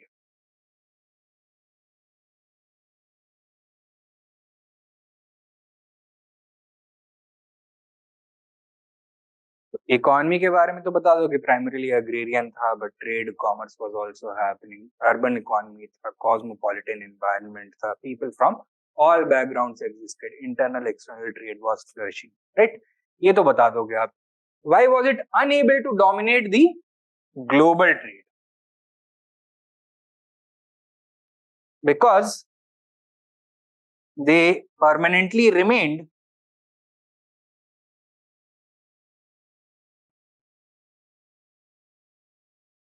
dependent on outsiders to conduct their trade. First of all, ठीक है, तो कोई initiative नहीं दिखाया.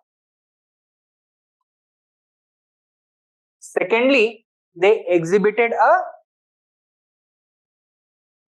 rent-seeking behavior.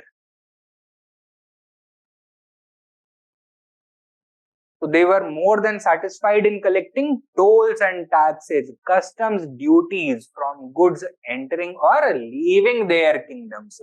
This would be with their immediate neighbors also, with their external trade partners also. So South Asia से कोई goods आ रहे हैं, इनके कोस्ट पर आए, पोर्ट में आए, तो वहां से एक टैक्स कलेक्ट करेंगे. जब इनके यहाँ से निकलेंगे, यूरोप की तरफ जाएंगे, once again they are going to collect a tax. This is known as rent-seeking behavior, right? They were more than satisfied when doing this. Thirdly, they were never able to consolidate their control over the important ports.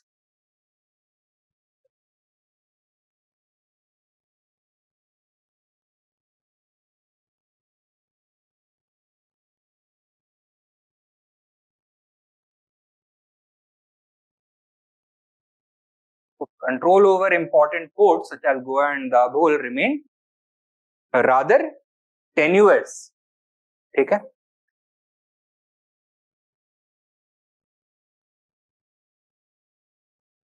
Fourthly,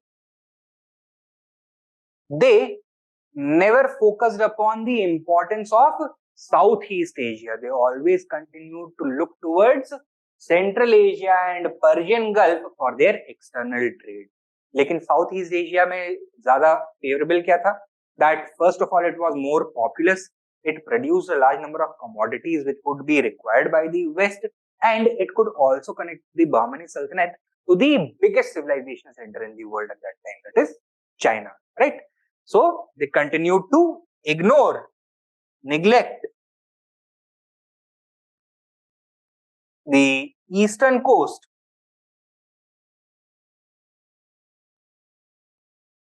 and Southeast Asia. This was another factor why they could not dominate global trade. Fourthly or fifthly, sixthly, जो भी है, their constant conflict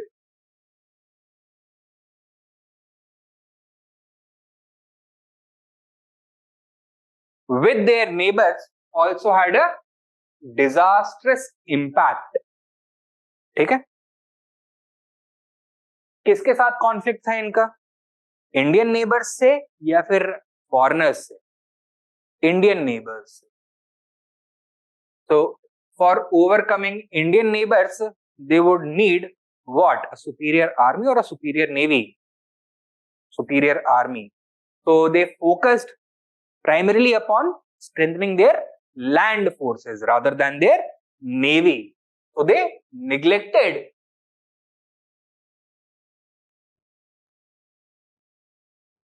naval power. And since they neglected naval power, they could not be expected either to support their overseas traders, Indian commercial vessels, or nor could they be expected to bring about any technological improvements in the seafaring industry. Secondly, this constant conflict gradually resulted in the emergence of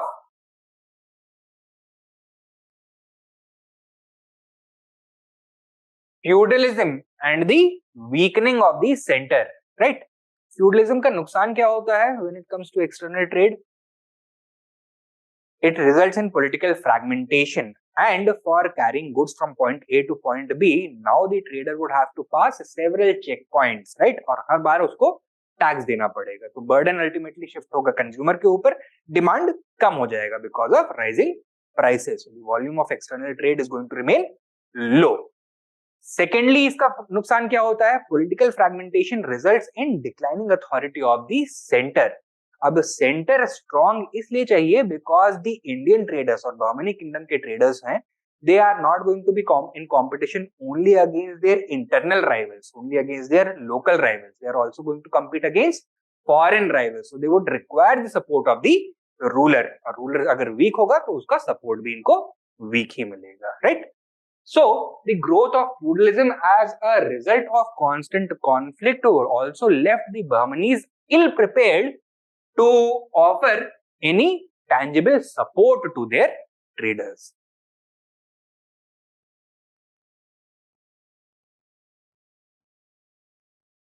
Further, we can also say that although the Bahmanis exhibited a remarkably tolerant religious attitude, this was the tallest flight of their progressiveness. Okay? The Bahmani society remained essentially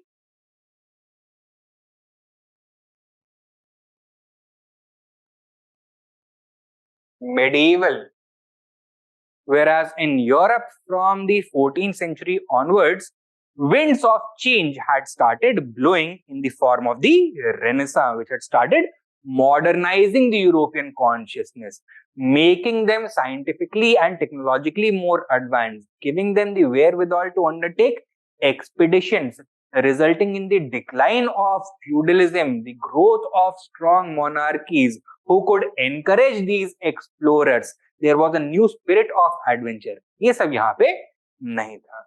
So it did not experience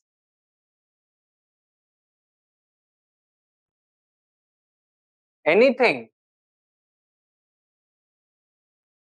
like a renaissance.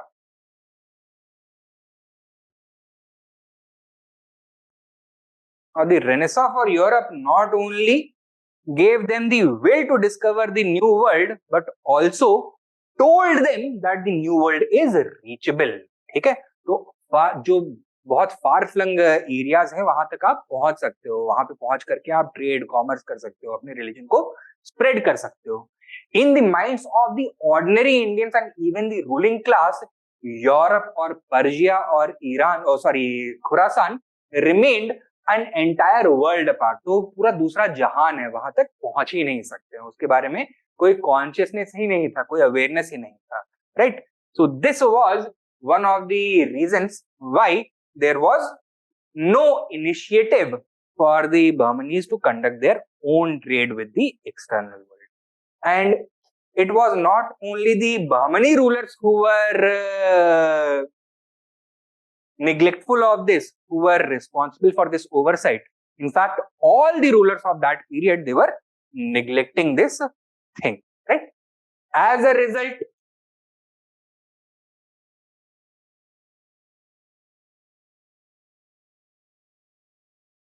capital formation remained low. The presence of a middle class, or if not a middle class, then a mercantile class who could accumulate wealth by controlling foreign trade, that could not take place. Thus, the responsibility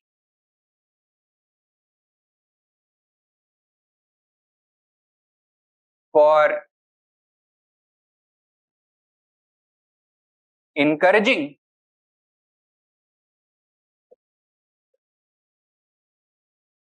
external commerce fell to, अब ये mercantile class नहीं है जिसके पास capital formation नहीं हुआ है, तो ये गैप है बहुत बड़ा इकोनॉमी में, right. Without this external trade खुद से नहीं कंट्रोल किया जा सकता. तो अगर कोई करना चाहे तो कौन कर सकता है? Only the state, but the state had other priorities. ठीक है. और हमने देखा क्या है in the general pattern of commercial, external commercial development, that while the state में प्ले अ फैसिलिटेटिंग रोल, जो रियल इनिशिएटिव है that comes from the private class of individuals. ठीक है. तो the state is also unsuited. And that is why the Bahmanis were never reasonably in a position to control their own external trade. Right? To illuminate the pattern of the Bahmani economy, why was it unable to dominate the global trade? Will you be able to answer? Good. And finally, we come to the Vijayanagar-Bahmani conflict or struggle. ना इसको हम कई बार already cover कर चुके हैं. तो idea basic क्या है? That there exists a perception in the minds of many people that it was primarily a religious struggle. ठीक है, why? Because of opposing religious identities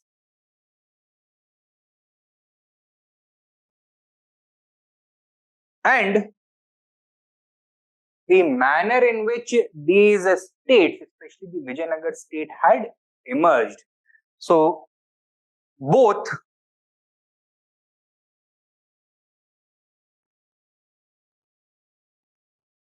championed different cultural streams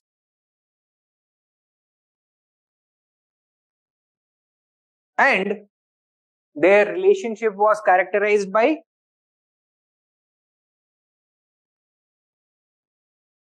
continuous warfare,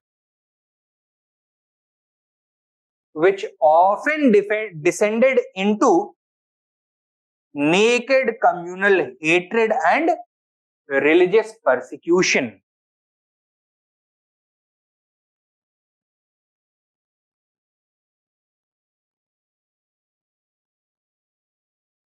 Involving the destruction of religious monuments, massacres, rapes, forcible conversions, etc. from both sides, right? So, because of these things, a general perception exists that this was primarily a religious struggle. However, the reality is different. Okay? Had this actually been primarily a question of religion, would any of these powers, the Bahmani or Vijayanagar powers, exhibited tolerance internally? होता या internally भी उसी तरह का communal hatred ये लोग exhibit करते, hatred करते, right? In reality, the argument that it was a religious struggle appears weak. Firstly, because of the exhibition of internal policy of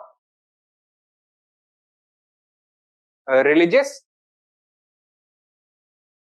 tolerance and non-discrimination. ठीक है?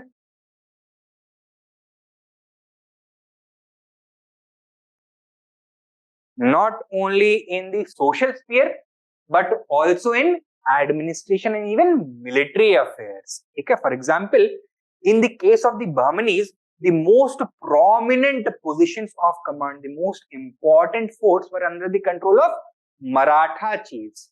Conversely, the Vijayanagar main armory was under the control of Muslim gunners, right? So, ये internal policy of religious tolerance अगर है तो इसका ये मतलब नहीं है that religion was the main angle behind this conflict. Secondly, the pattern of external relations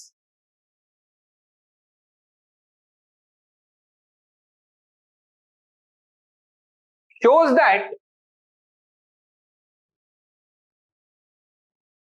religion was not the basis for war or alliance in the Deccan. ठीक है? We have instances where Bahmanis and Vijayanagar have joined hands against the Gajpatis. Another instance where Bahmani and Gajpati were aligned against Vijayanagar. Another instance when Vijayanagar and Warangal were aligned against Bahmani. Another instance where two Muslim powers against a third Muslim power, Gujarat and Bahmani against Malwa, right? तो कोई एक fix pattern नहीं है जो कि religion के ऊपर based है. Secular considerations are always going to reign supreme. And thirdly, the basic reason for the enmity, for the rivalry between the Bahmani and the Vijayanagar Empire was control of economic resources and strategic resources. So the struggle was primarily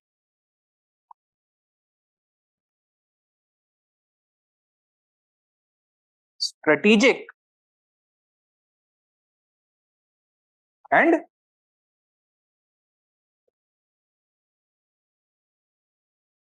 economic. What were the three regions that they were primarily fighting for?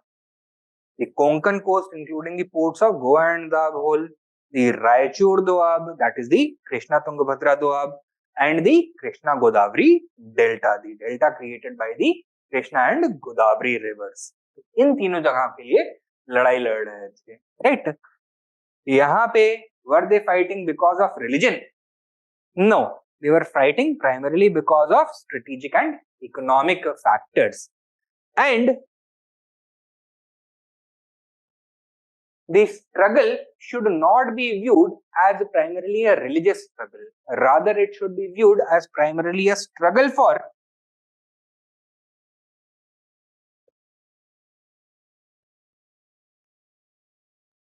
regional supremacy.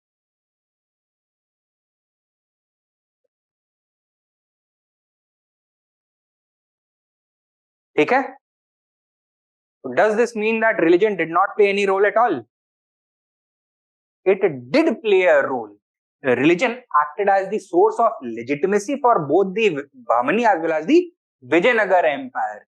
Religion may also have compelled them to fight on certain occasions. Since they were championing each other's cause, the emotions of the general population were linked to their religious identity.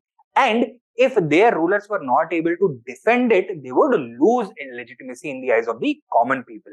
So it often also acted as a push factor for conflict. But at the same time, religion was primarily used as a mobilizing tool. Okay? So, in this context, while we can argue that religion did not play the primary role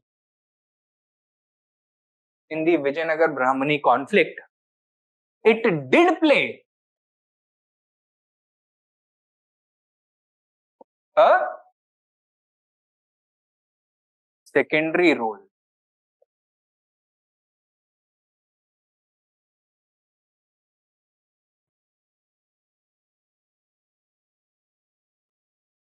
कैसे?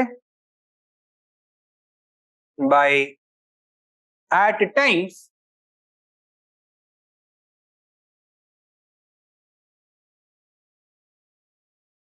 compelling the rulers to engage in conflict by giving the ruling class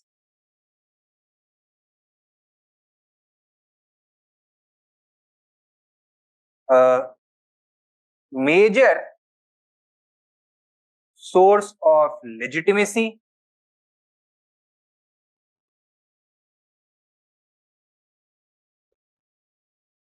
and by acting as a tool for mass mobilization.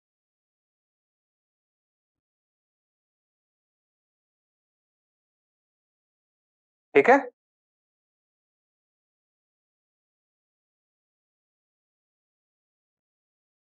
So this was the role of religion in the Vijayanagar-Bahmani conflict.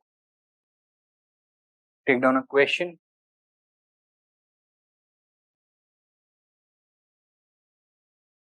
In your opinion, how far would it be correct to characterize the Vijayanagar-Bahmani conflict as a religious struggle?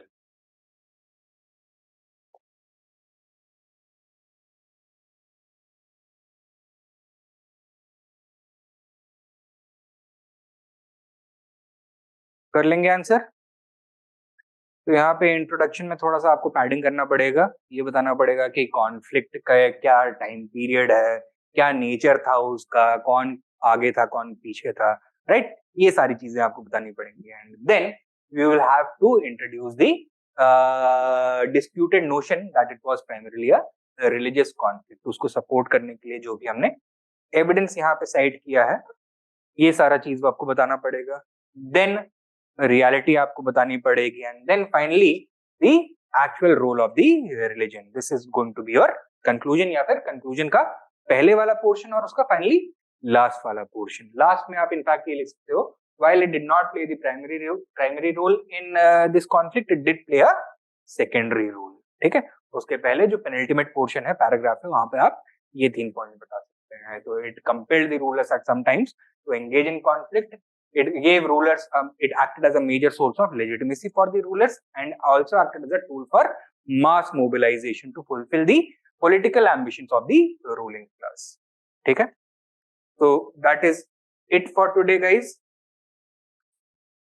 Now if there are any doubts, please let me know।